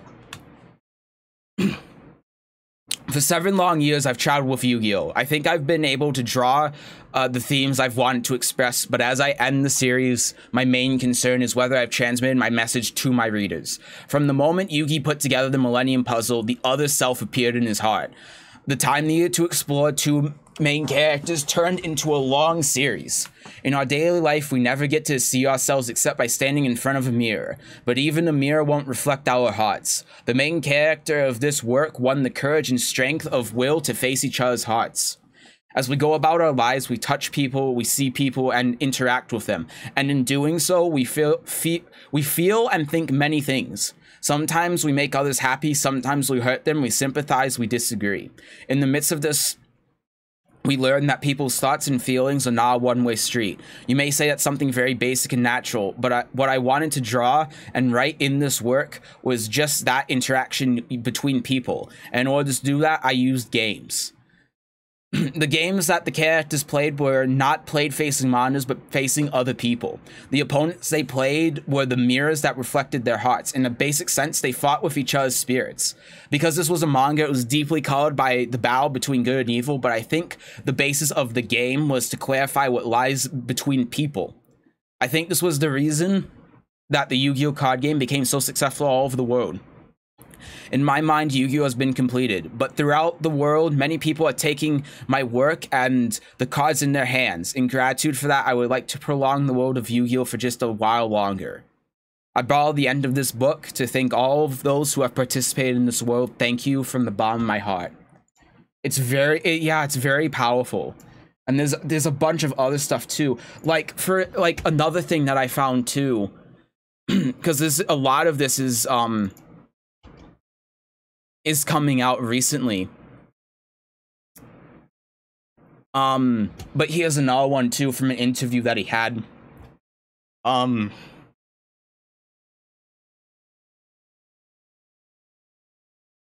Yeah, so it seems to be quite a hit over in America as well. You just earned a new chapter in your story, but we wish you the best of luck. I'm happy that's a hit in America. What makes me swell with pride is that was after the terrorism. I'm glad that in a world of despair, the children were able to construct a world that they wanted. I'll be doing my best, so please cheer me on. Such a...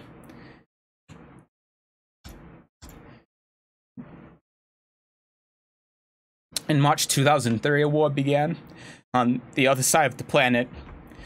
No matter what the reason, I think killing and wounding people is unforgivable. In the distant future, when we're long gone, I hope that everyone can live together in harmony without race or borders. It's just such a powerful thing.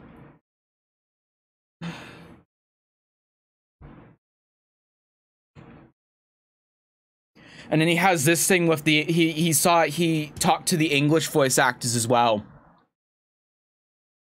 And this is the voice actor for Kaiba. This is the one for Yugi. So Dan and I were performing one of our Yu-Gi-Oh! Live duels, and we were told Sensei wanted to meet us. It was exciting. He was there to watch the event. I asked what the protocol would be. Would we shake hands, bow, could we speak? I mean, he's the creator of the show. Anyway, we were told to play it by ear and follow his lead. After we got the bows and awkward normal photos out of the way, I asked him, hey, do you want to do an anime pose with us? Like we do with the fans? The translator's eyes popped wide open and quietly told Sensei. He smiled and said, yes, here's the infamous photo. Not only the creator of Yu-Gi-Oh!, but like all of us, a fan. Rest in peace.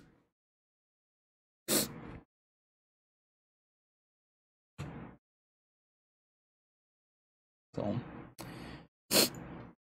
yeah. He's just an incredible guy. And there's so much more as well that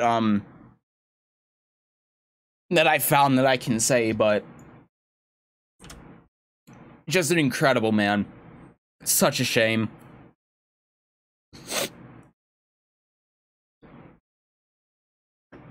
Ugh. Oh my god.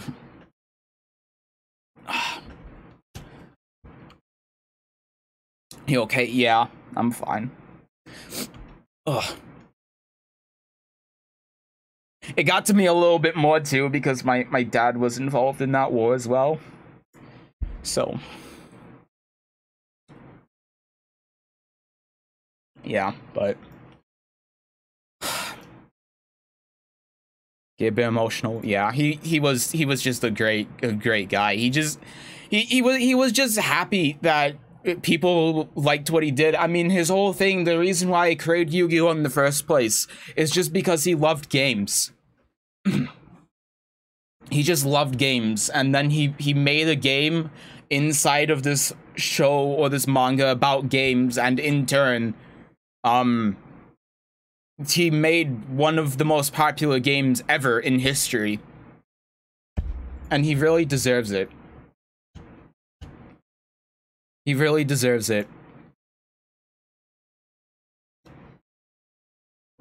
And I said this, I think, yesterday, but if there's any silver lining in any of this, it's that he was able to live 18 years after the manga finished. After DM finished. He was able to live long enough to see just how big his creation would become, how many people it would touch, and how many lives it would change. And that's you can't get more than that in life. It's something that happens in every 1 billion people. And I'm glad that it happened to someone like him, because he deserves it. He really does.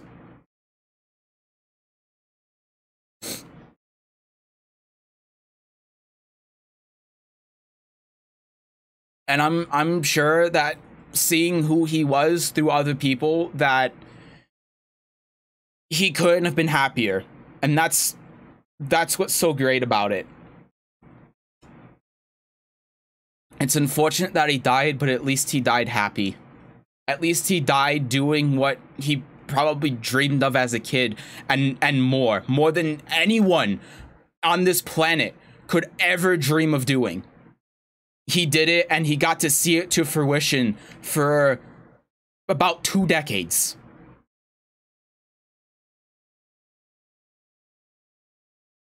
So, rest in peace to Takahashi.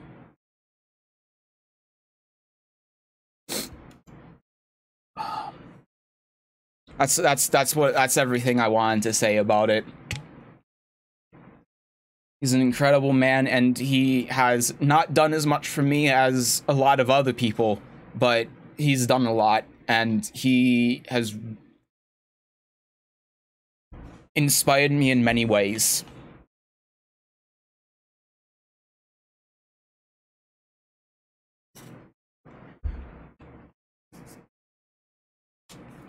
You think my friends are loyal and supportive, rude and selfish? I mean, like I said earlier, Sayumi, I really don't understand the full situation. I think it just all it seems to me is weird.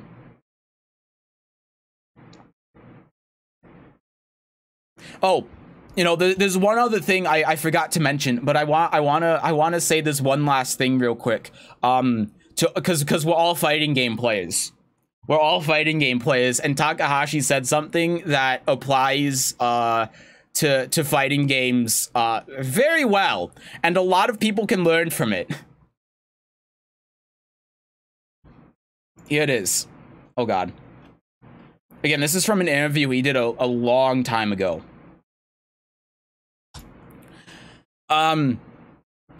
You say not to get worked up over winning and losing. You already know where this is going. It's okay to lose because each person has their own personality that won't lose to anybody, that's exclusive to themselves.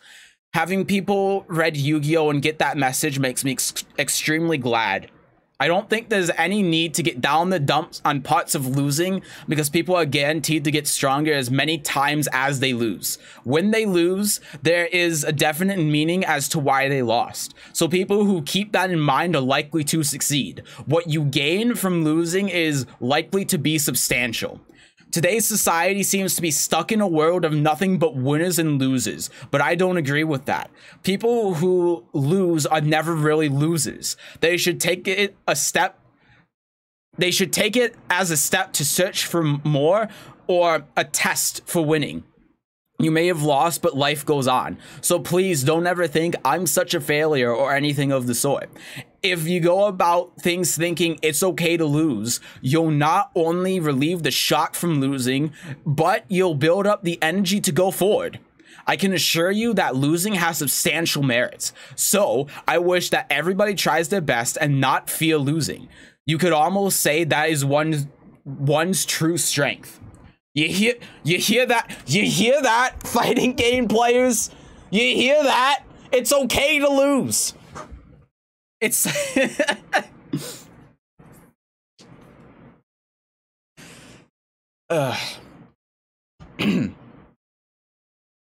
Anyway, that's gonna do it from me today.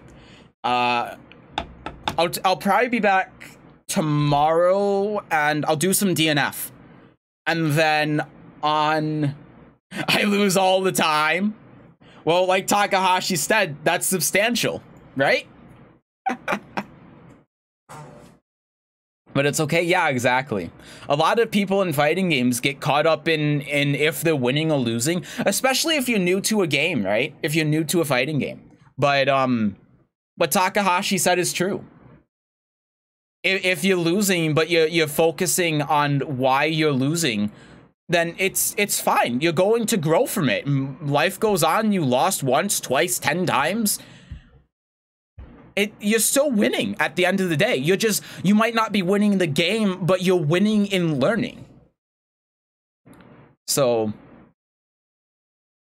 only problem I have is unplayable netcode. True. Yeah, Takahashi, you know, when this was written, there was no real online infrastructure. So, you know, there's nothing you can really say about netcode. I'm sure he'd say rollback netcode is the best, but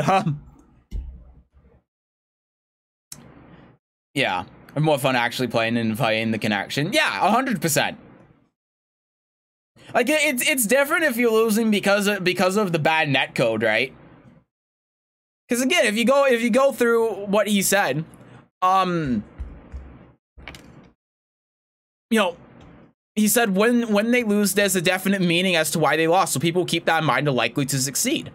If the meaning is the netcode, and that's true, then yeah, you know, then fuck the netcode.